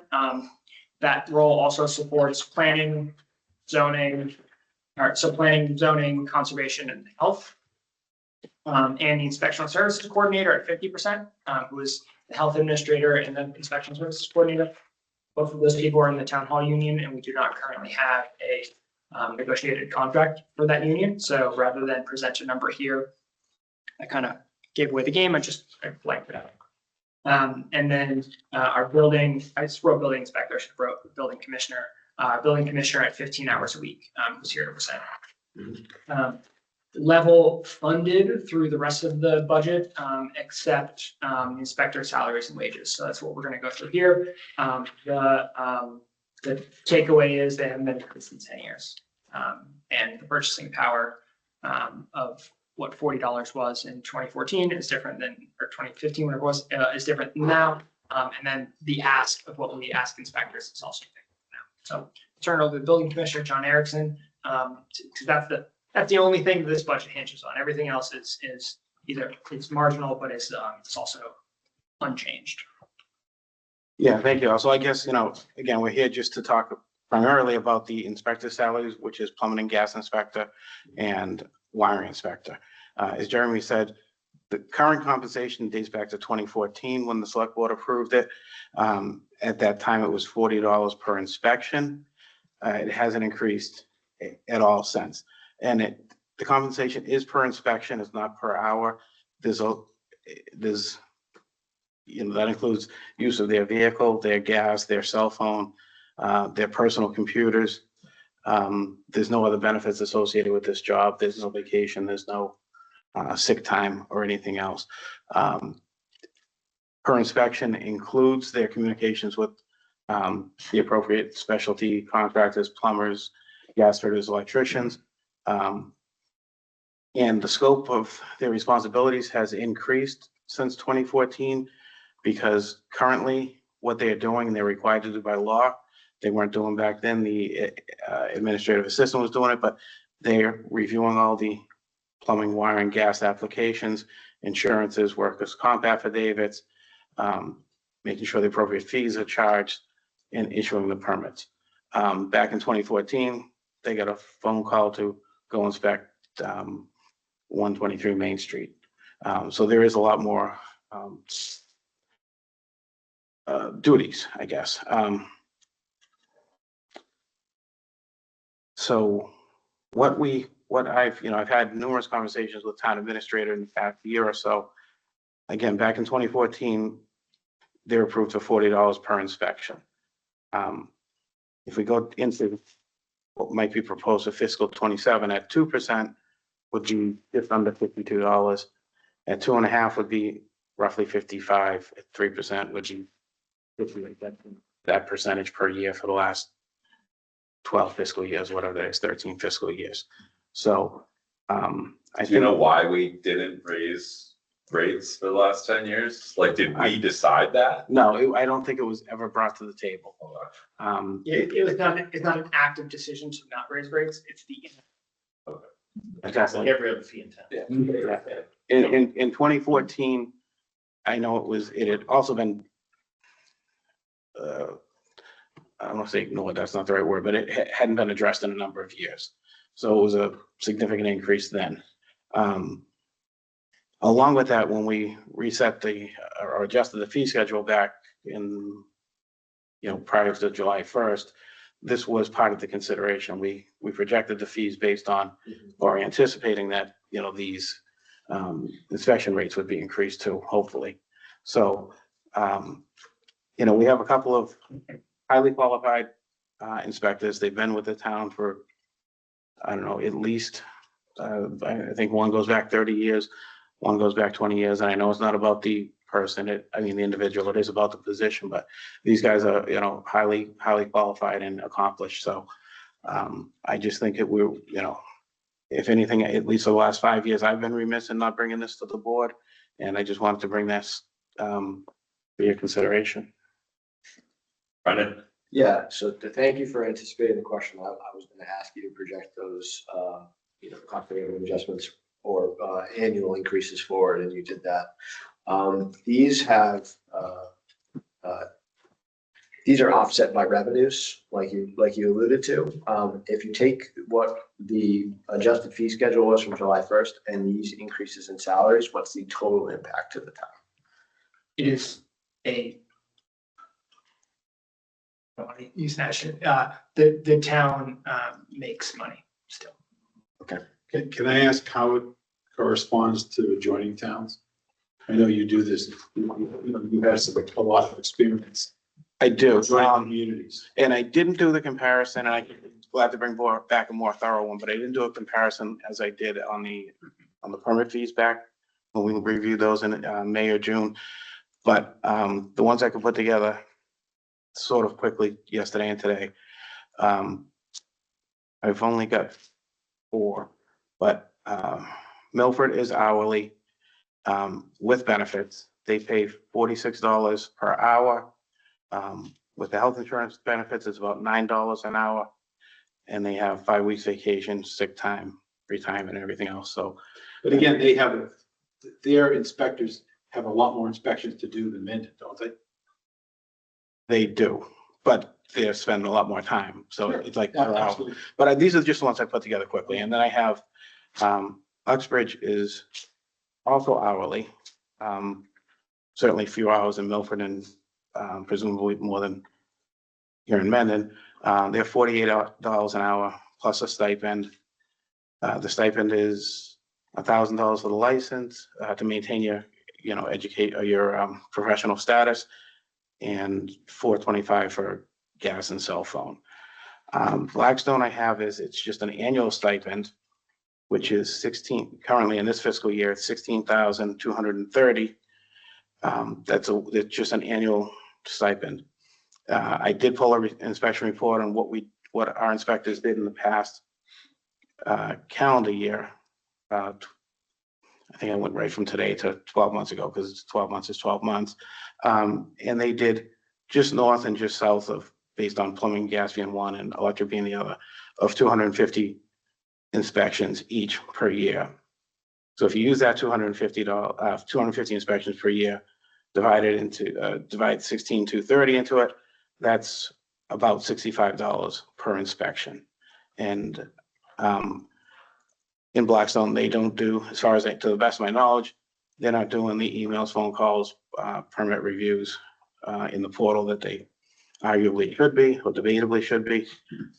And then the only other one I have at this moment is Upton, and this is just on the assistant line inspector. I wasn't able to get through the administration, but I spoke to him personally. He, as an assistant, so he's not doing the majority of inspections.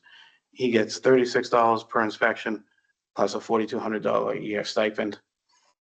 And to put that in perspective, our 2 inspectors annually make between $8,000 and $12,000 total with all of their inspections and all of their work. To put that into the perspective, that $4,200 a year stipend. But just for this letter that you did, Jeremy, you're suggesting making it go from 40 in inspection to 60. And if you extrapolate what Blackstone's numbers are, they get about $65 in inspection. So pretty much, I would suggest that's spot on. And I will say, this is the commissioner's proposal. I support the proposal on its face. We haven't done the marketing analysis, but just from these are people who spend multiple hours per inspection, sometimes multiple site visits. And these are folks who are trained in the trades and in their own other capacities, making much more than 2.5-hour inspection. Rob? Yeah, the question I have is, I know there's a lot of numbers, but to me, the bottom line is, what do the other towns, surrounding towns, charge, for example, for a gas inspection? Is it equal to, is it more, is it less? Same thing for all the inspections, because we should be pretty much in line with them. If we're lower, I don't like the idea, we just, we'll bring it up, $5 or $10. If they're charging $50 more, for example, we should charge $50 more. If they're charging $5 more, then we should charge $5 more. And I would just be curious to know where our fees stand in relation to the surrounding towns. I can get you that specifically, Ron. The board addressed that in the fall, when they changed all of the fees. So I can get you the backup materials in the meeting in which that was addressed. But the takeaway is we got equitable, more or less. And this is just an additional way to be equitable and fair, and give some positive incentive to do these jobs. We got there on the revenue side, and now we're translating that to be equitable too. So the inspectors were not considered in the compensation classification study. But if we're say we want to get to market rate and want to treat our employees fairly, even though these folks are under different employment agreements than everyone else, this is the same mantra. Yeah, and it still fits with the revenues. So one last question though on this. So do we keep an eye on, let's say, surrounding towns on a ongoing basis? And I don't mean like every year, but you don't know where fees are going, let's say in Bellingham in 2 years. Are they going to be, $50 more than we are? Are they going to be, $5 more? They're going to be the same. And I guess this is something that what bothered me was when, I heard about 2014, the fees, we shouldn't really let it go for 12 years. In other words, before looking at them. That's what or if you did it in the fall, 11 years. That's what I'm trying to get at. Yeah, yep, total, everybody here. We're trying to be more annual on just about everything. Carl? Yeah, the board made that point initially, the same thing, to say, want to be 2% a year, not 10% every 5 years, in concept. Go ahead, Carl. I believe I heard you say that some surrounding towns have stipend plus inspector fees. Is that something we should do or not do? Or am I misunderstanding? I think that what's being said is we're just going to use this fee that rounds up to essentially what the stipend plus the hourly is, just to make it simpler, right? The proposal is to go to $60 an hour, or sorry, no. $60 an inspection. $60 an inspection, yes. I would say that how we choose to pay our inspectors is always open for discussion. Yeah. But that's not what's on the table right now. No. What's on the table is a total number based off of expected number of inspections at $60 per inspection. Right, correct. Which should be more than covered by our fee rates, essentially. So this really isn't an ad. Yeah, I like the simplistic. 100%. All right, does anybody have anything else for the building inspector today? Do you want me to get you the local sleeping bro? John, could I ask, I think it's a good deal for the town to actually have a situation. We're not paying an inspector unless they're doing an inspection. Because we charge for an inspection and we pay them for the inspection. So other than having to pay a stipend that we would pay no matter how many inspections. Yeah. This way, it's good for budget control because we don't pay for an inspection unless the inspection gets done. And we always collect for that inspection. Does that make sense? Yeah, I agree if I can wholeheartedly. And this year, our fiscal 20, let me see, I'm sorry, because I'm getting mixed up with calendar and fiscal. So I did a calendar 25 report because they get 2025 W-2s or W-4s, so whatever they get for the tax form. But they both received significantly less than was budgeted, which is, to your point, we didn't pay them for work they did. Arbitrary. So we all have Arbitrary stipend. If And we we didn't also- pay what was budgeted, we didn't collect what we expected either because we didn't have as many inspections. Right, which just substantiates your. In fiscal Yeah. 25, we took in $400,000 in licenses and permits. And we have a budget of $30,000. And it's not one-to-one, not every dollar that comes in for that, because there's other people involved in the whole process.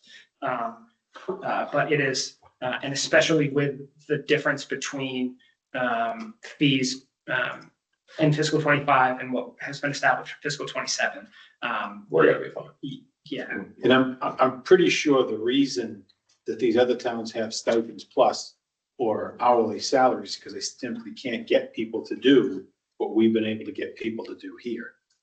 Because, Perhaps. yeah, I mean, the bottom line is, regardless of how we compensate these folks, it's too little. We have a reasonable ask, and from my perspective, to raise the compensation for these folks. absolutely. So from a budget standpoint, that's really the question at hand, right? Is that 14 plus 14,500. 14 and a half? To your point, like we don't. Right, does that make sense?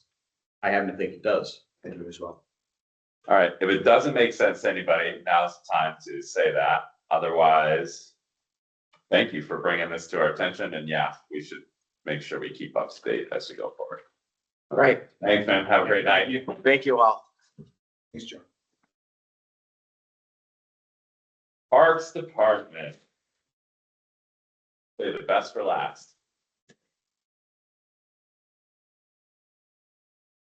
I don't see any enthusiasm. It's been a long day. All right, sir. Not seeing any more snow for a while. Stop swearing. Are you sharing or is Jeremy? Yeah.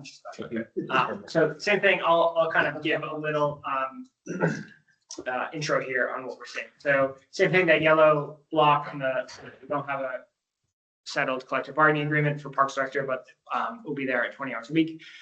Lifeguard salaries and wages.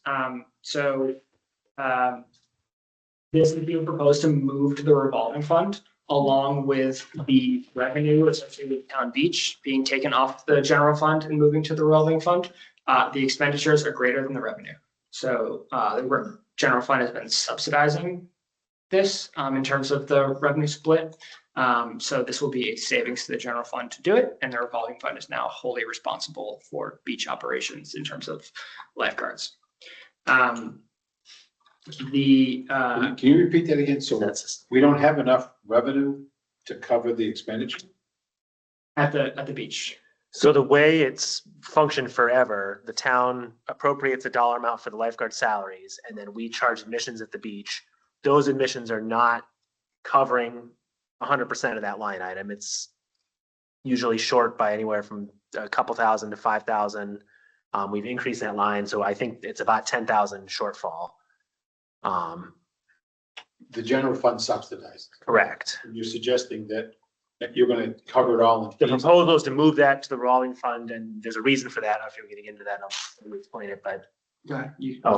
So I think one of the discussion topics was looking at charging a portion of my salary to the revolving fund, which is the revenue from the rec program, and a portion of my job is supporting that program. So rather than complicate my salary and split it 5 ways, it's already water and other things, it seemed easier to maybe move this over. It also solves some other complications with the accounting and trying to keep track of some employees or this account. And I know I worked with Jen a bunch on this. We have lifeguards that are getting paid from the revolving account and the general fund because of things they do for the program or so much. And it gets very complicated. So this seemed to kind of kill 2 birds with 1 stone. Yeah, and that wasn't hyperbole from Dan. His salary is currently charged 4 different places. So if we split it to the revolving fund, it would be 5 different places.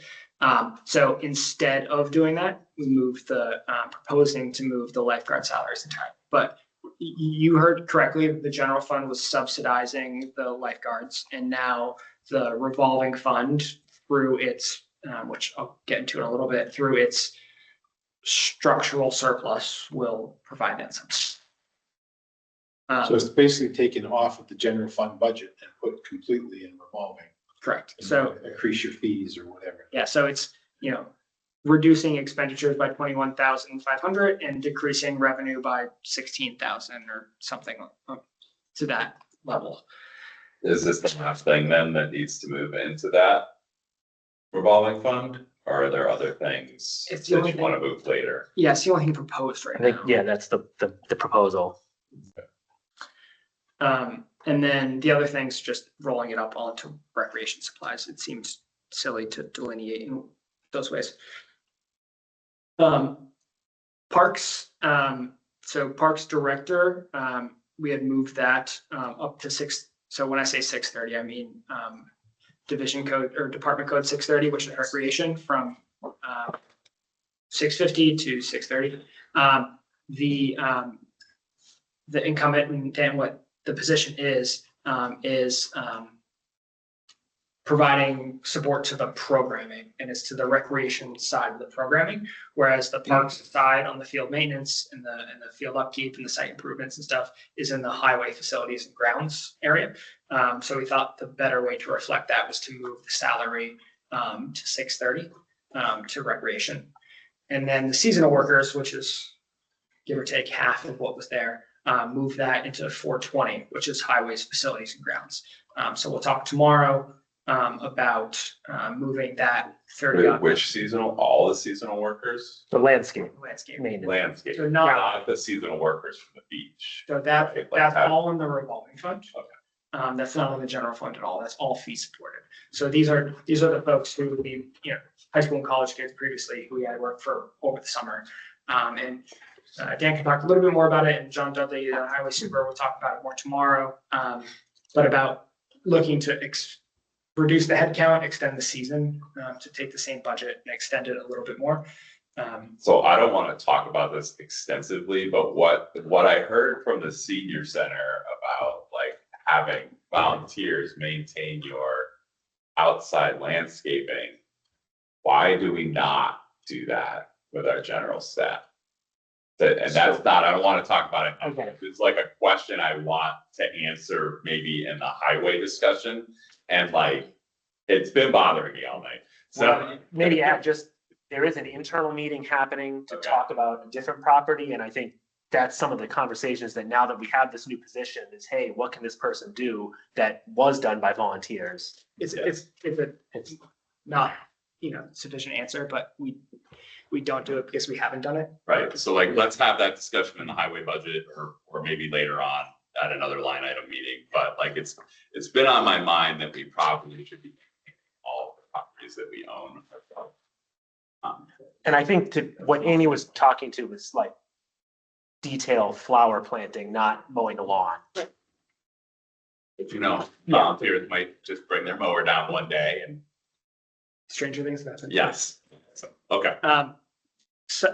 There are small, sanitary facilities up $200 and supplies up $200, things like that. I'm not going to spend my time on, but field maintenance, $4,500, fuel, $3,000, and then equipment maintenance and site improvement. All of those have been transferred to 420 to the highway grounds and facilities. So that is now squarely within that grounds foreman's responsibility to do that. So reporting it through the Parks Department didn't make sense to us anymore. Not having, now we have the highway admin being able to do the budget management and bill paying, that sort of stuff.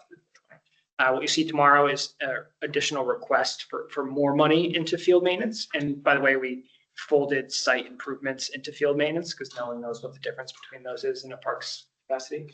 And functionally the same thing. So we'll talk about that increase later, but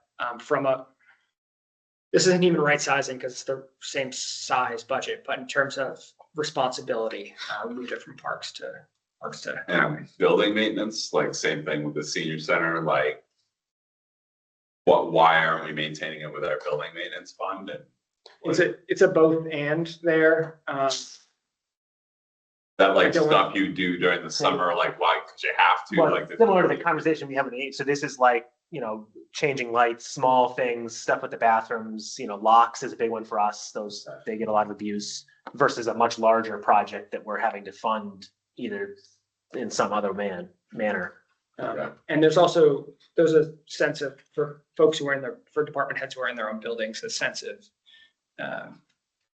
ownership to their own building where they don't, if they want $100, they don't necessarily want to come to me for it. Yeah, that makes sense. So those are there's no real increases here. These are all just moving pieces. My favorite expression, different pockets, same pair of pants, sort of thing. I think, to me, it's like we're now splitting off the so-called grounds department and moving that over to under their authority, where it belongs. I should have asked you this before the meeting. I'm sorry, Dan. Have you talked with the Parks Commission about that shift? Yes, I filled them in on what has changed and the discussion that led up to that. I think we're excited to I mean, this is now the first spring. I was going to get into the revolving fund. This will be now the first spring where we've had this position in place.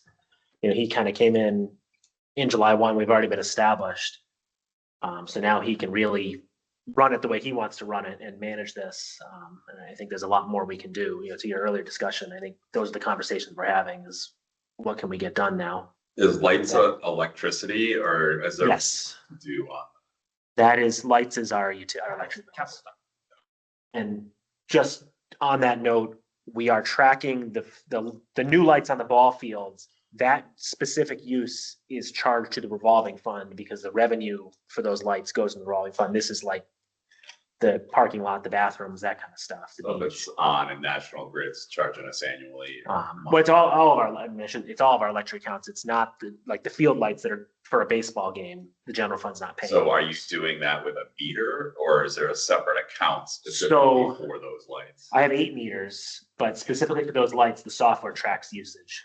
And then when I schedule the lights, I'm assigning a code to it, so I know that softball, soccer fest, whatever. Right, that makes sense.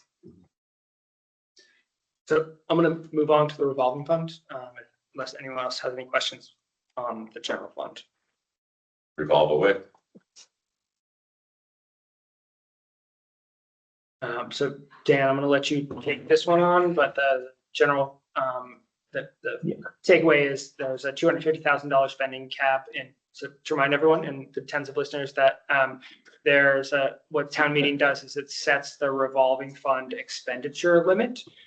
It doesn't actually set the individual expense lines and what they are, but for town meeting to set the limit, one reason they expect us to present what that is.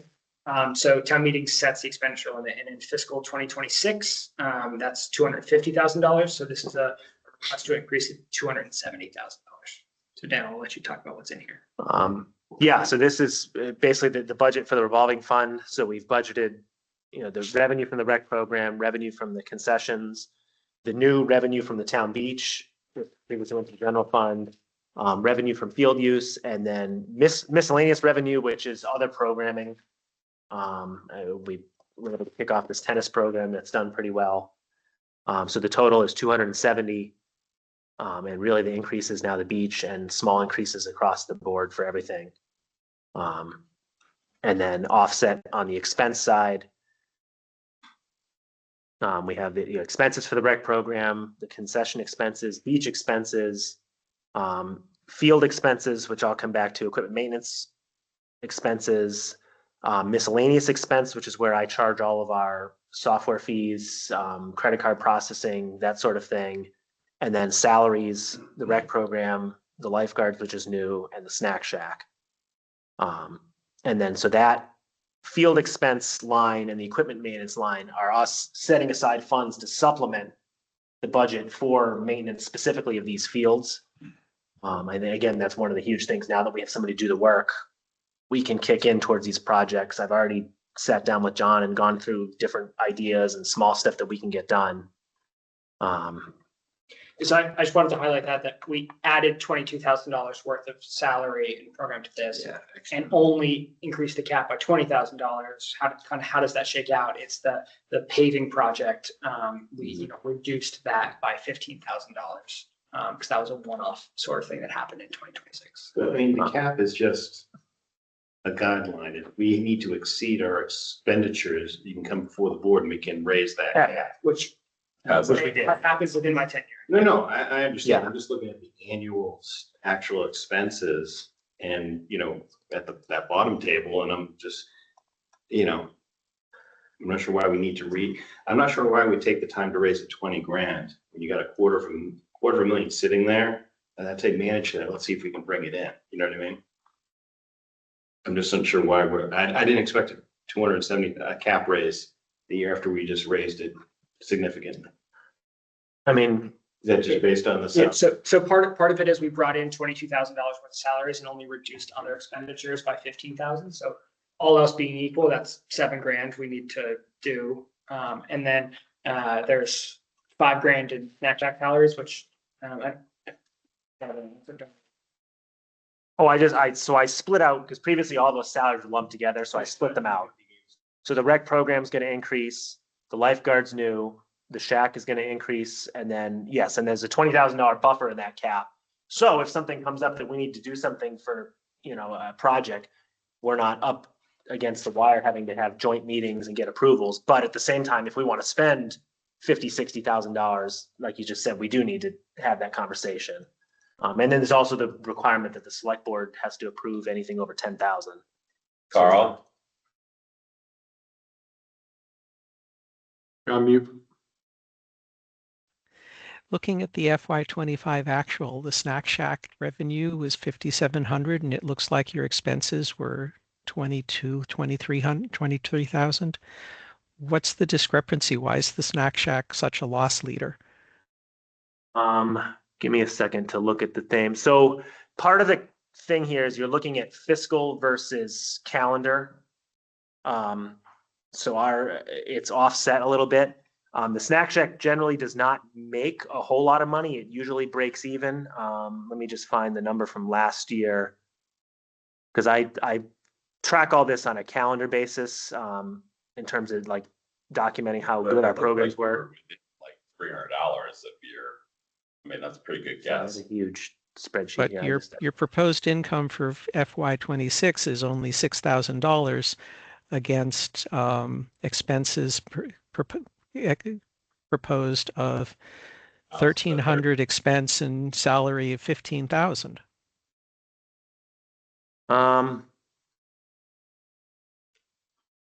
I'll have to take another look. So some of that we broke out for the purpose of this budget. Maybe I didn't allocate things correctly. Because I doubt salaries were $12,000 even to the penny. Maybe they were. I mean, I think this whole idea of breaking this down in these lines is also something we really haven't done in the past, where we've said we need to have, establish a budget for this and document all these different things, as this account has grown. Yeah, right. We're talking $250,000 a year. I think it's incumbent upon. Yeah, it's really just the size of the account. Yeah. That's forcing us. Where to do is this. And then also there is a mistake on this sheet that I found later. The current actual expenses are 165,000, not 52. I read the wrong line on my spreadsheet a little bit further down for fiscal 26. Yeah, what was the number you just said? 165,000 Instead of 52? instead of, Okay. I read the wrong. That made more sense to me, that number. Yeah. Because I'm like, wow, you're really running lean this year. That's So- the income. So Dan, it sounds like you're saying that your Snack Shack revenue line of 6,000, it should be larger, and that some of the money in the regular program revenue account would actually get pulled out of that and moved down. Yeah, I mean, so in fiscal 25, let me scroll back up. You don't have to answer now. When you come back with the actual numbers and with the FinCom when we do the vote, I'd like to make sure that we have that addressed. Yeah, I'll double check. I think when you look at it at a fiscal year basis, I think that is correct because it's offset a little bit. Yeah, I think the line items are good. And if you were to tell me that the rec program is 100% self-funded, which was back 15 years ago, it used to be said to be self-funded, but it really wasn't. This appears to be more self-funded. I'm not sure it's completely self-funded. And you had the levers of charging fees differently on your revenue side, I'd be less concerned with how these numbers tie out. Right. So to what extent is this fully self-funded? I mean, I guess I'm not sure how you're defining self-funded, but Meaning that the program revenue completely covers 100% of the program costs. the rec program has always been self-funded as far as I'm aware. I consider beach. How about the summertime program, the Right. beach? All of it. The only thing that was run on, so the general fund, the beach was run out of the general fund because that predated everything. And then when they started the rec program, they ran it in the revolving fund. And I think as the beach has grown, we've had to charge more salaries. We're certainly not going to charge $20 a head to come in the beach. At a certain point, I think we look at it as there is a cost to having this beach, and that's okay. It doesn't necessarily need to generate a profit, for lack of a better term, versus the rec program has that revenue source, and we can use those funds to subsidize, maintenance on the fields, And the running the rec- beach. The rec program Program. uses the beach. And it has Correct. But what you're suggesting right now, though, is that you're moving all of the beach function off the general fund budget and moving it all into this revolving fund. So you are saying, what Mike is saying is that the entire summer program, the operation of the beach and everything else is all gonna be self-funded. It's all paid for by fees. Yeah, I think, so the thing that's left is the general fund is paying for the electricity at the beach, the tight tank pumping at the beach. And, you know, if we're gonna charge rent for the Like these field expenses, I'd rather see that move to the general fund from a ongoing maintenance, so just like any other facility.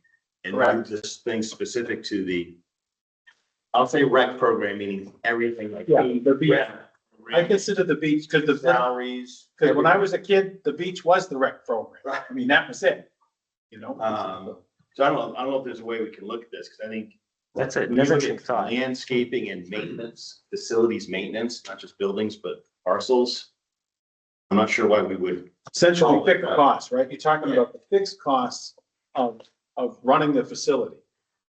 Well, it's also proper accounting of the fixed cost for the town to maintain its lands, right? Like if you're pulling $100,000 of that fixed cost out, we don't see it. I mean, because if we don't run the beach for the summer, we don't have that expense. If we don't run the rec program, we won't have an expense. But we're going to have the electricity and those other fixed costs, no matter what. So that's what should be in the budget and come out of the general fund. And some of the field maintenance has been on the revolving fund because of what you said, that the marginal cost, right? You need to oversee more because there is, you know, these programs. But what I want to do is make sure, so back a long time ago, we had to cut programming because it was the general fund. That's what one of the pushes towards making it fully if we can make this fully self-sufficient in terms of the revenues and the expenses, then the program is actually steps away from maybe challenges we might have down the road with general funds. It's isolated from it. Yeah. Protected from it. There's because it's always an easy place to go if you, God forbid, we have to make cuts sometime. But this is, let's do it. And I would argue the reason people voted what they did, the way they did, was they wanted to insulate the elimination of that program from the general fund and other economic issues. And I think this does that. This is just, you know, further deep dive on the work that's already happening to move stuff into highway and separate parks out, and it's continuing to go down that budget specific too. This is actually very budget specific in terms of the 27. The only question I would have, so I mean, I think that makes a lot of sense, is, you know, this so-called field expense line was a way to find a way to use the excess revenue from the rec program to subsidize the work on those fields. So that's the only reason, you know, to try and include that mechanism still. I think what you're suggesting is the excess money goes to the field, not for the field. Where you carry a surplus. Well, we, you know, and part of our goal now that we have a commission, we now can go through the capital process is to spend some of this money. I mean, we certainly have long-term goals, but short-term goals, like I said, I sent John a list of like this long, all these things, and said, you know, we'll pay the bill, just do the work. Or if you want to spend it every year, if you build when there is a project that requires some assistance, you might have some additional funds. So it gets back to there, why we need to raise the cap necessarily. If, you know, we kind of look at some of the things, say, well, it's 25 in field expenses, we may not include in our expense line item that would give us that buffer. He's looking. So rationally, you know, the general fund saved $8,000, almost 10 grand on the lifeguard exchange. So to say, you know, so the revolving fund should, you know, is now absorbing that loss.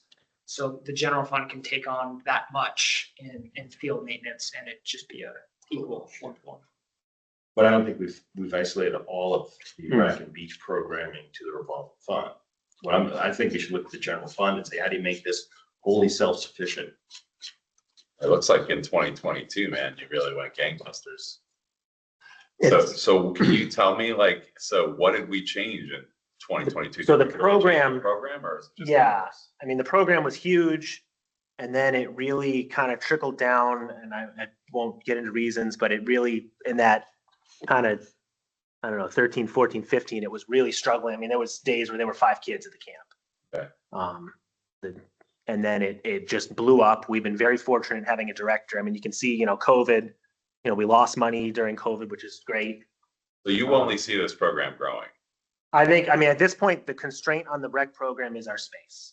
We are 90 kids a day. We're limited, you know, if there's a storm, we need to be able to go inside at least short term, and we don't have that much space. And I put in my narrative, that's our major long-term goal. I'd love to build a larger building at the park and have it be, you know, you need a debt exclusion, but I think we could pay the debt from this revenue without necessarily having to impact. Because we're capacity limited. Yeah, and that would expand us. It would also give us a location to do more programming. And I know there's talk of like the idea with the rectory, the senior Would that center. bring it like year round? Would you I mean, love that? Well, I think there's a huge demand for school vacation and before and after school. I think there's a wait list, and There is a way. endless money in childcare. I mean, that's just. Right, I guess we'll get into that business. Yeah. I think that's it. And then, you know, and then programming, which we haven't really done a lot. And hopefully I think our new commissioners have a lot of ideas to push us in that direction too. But that's been our limit right now is the physical So space. if you had more space than revenue.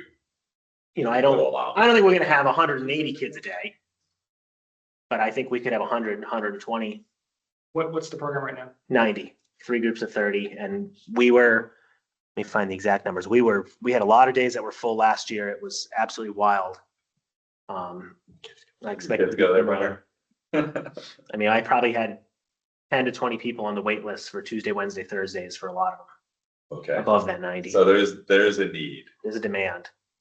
And the town's only gonna grow, so. You know, and we get people from all around. Like Uxbridge doesn't have a program. We have a lot from Uxbridge. Oh, really? What's our out of town participation? It was 50-50. It's now like 60-40. We don't get a lot from Upton because they have their own program, which I think is also fairly large and successful. What were you referring to in terms of 50, 40? Mendon versus number, out of town. Out of town fees versus in-town. No, I was thinking, but that's another way. to So give we've it. looked at that. We've always felt that because it was not, you know, the town beach, we charge a different rate for residents and non-residents because tax dollars are subsidizing that town beach. People should get something for it. The rec program, we've always just had a flat rate because it was self-funding. But it really hasn't been completely. But I also wouldn't want to eliminate a position for a town person over an out of town person. Not that that's an easy thing for you to manage, but just saying. And the town does own the facility. Right. So the townspeople, are subsidized, even if there's not Yeah, so we were. a tangible cost. Right. And this gets into the indirect cost discussion, which we'll have about the enterprise fund with solid waste. Why not like, you know, the treasurer collector processes the bills each week for the, you know, for the solid waste program. You know, the HR previously, now treasurer collector will do the payroll for all of the, you know, people on it. And so there's a cost to that. It's wholly paid by the taxpayer. And on the minute by minute basis, it's small. But then when you kind of roll them all together, you know, when we do indirect cost studies, you know, I would do it for the water and wastewater programs in other communities, it would be 10+% of what their revenue would be funneled back to the general fund as a, for what the general fund supported. So and even that's an approximation, so we're never gonna get penny for penny. But there is. Aren't we gonna get penny for penny if we cover the whole town though? Like if we change that, you know, we can't change that service, but if that Board of Health changes that service to be a townwide service. Doesn't that change isn't the calculus right now because we allow? It's fee-based, so, and it's its own stuff. So it's not. But we did that because people can opt out. Right, and then there's the municipal portion. Which is paid for by taxpayers.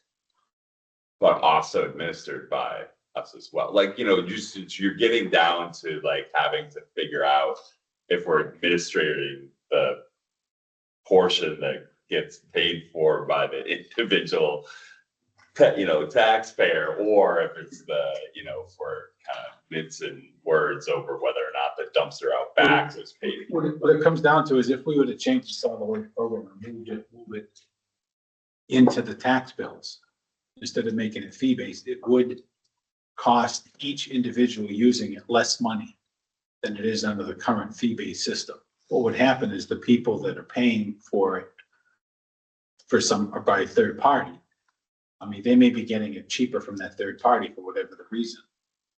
All right, we're gonna have that discussion tomorrow. Yes. All right, just to bring it back, so Dan, I pay more for my third party than Mendon residents pay for their municipal program.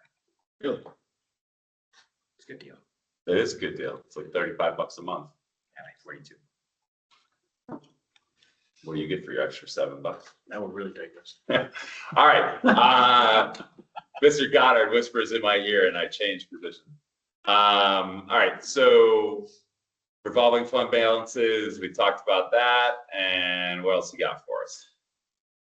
I think that's pretty much it in terms of budget. I So think you're pretty you didn't even basic. talk about water. I mean, that wasn't on the list, so.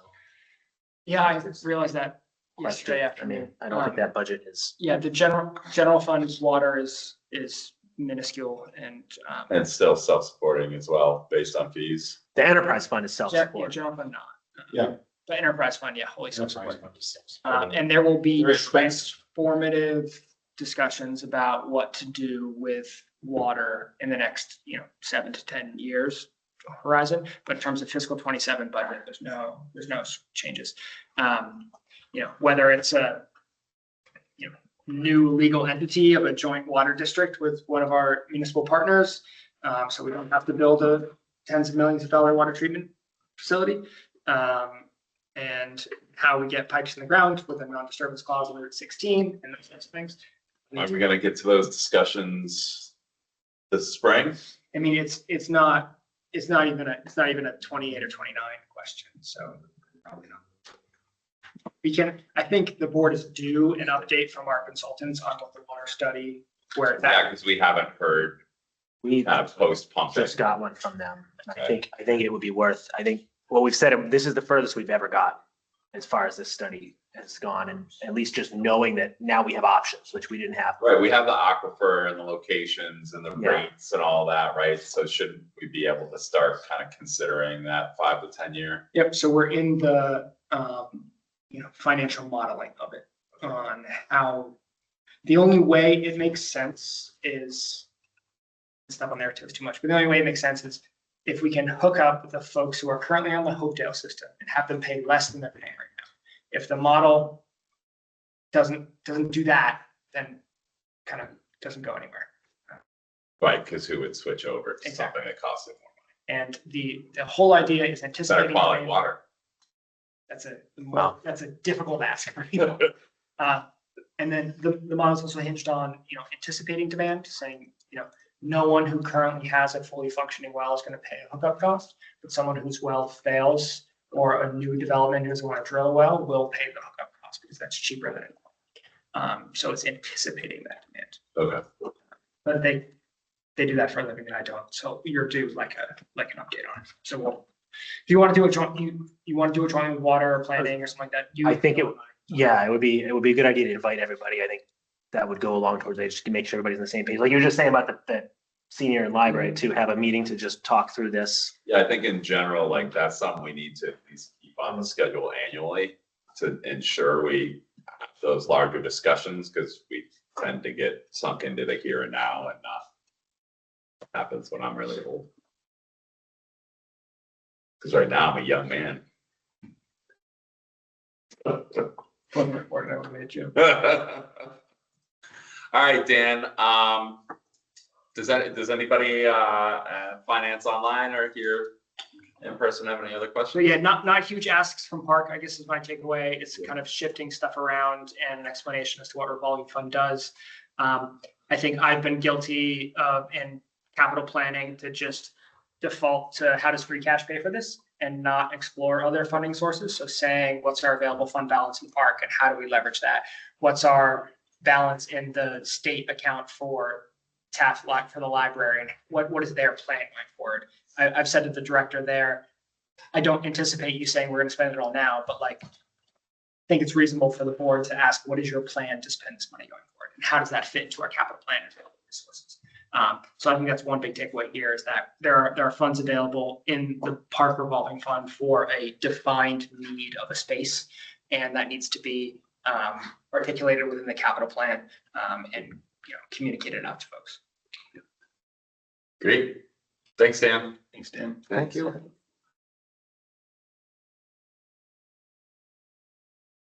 All right, that concludes our department budget presentations for tonight.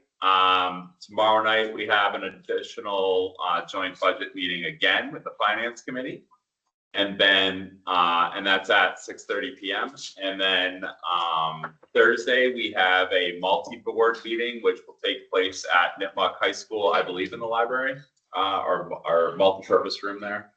The upstairs room. I think it's. Yeah, not the library. Yeah. Yeah, second floor back. Where the one was last year. Yes, looks like the library in my head. All right. And that's at 6 p.m., not at 6:30. So try to show up just a few minutes early. Yeah. Get a nice spot. All right, and then next week is our regular scheduled meeting, and then March 18th, again, regular scheduled meeting. That's all I have. Do you have anything else to add? All right, I'll see you all here tomorrow night. You guys want to close out your meeting? Get a motion to close the FinCom meeting? I so move. I'll second. Any discussion? All those in No. favor? Motion to adjourn is not debatable. Great. Carl Hummel, aye. Jesse Zero, aye. Really had that eye. Mike Krieger, aye. Motion, meeting adjourned, 9:05 p.m. I'm waiting for Jeremy to look up the Roberts on that. Yeah. All right, so I also would look for a motion to adjourn. Thanks. That's automatic. All those in favor? Aye. Aye. All those against? All right, motion passes. We are going to close this meeting at 9:06 p.m. We will see you all tomorrow night. Have a great night, everybody. Thank you. I'm not using the right mouse.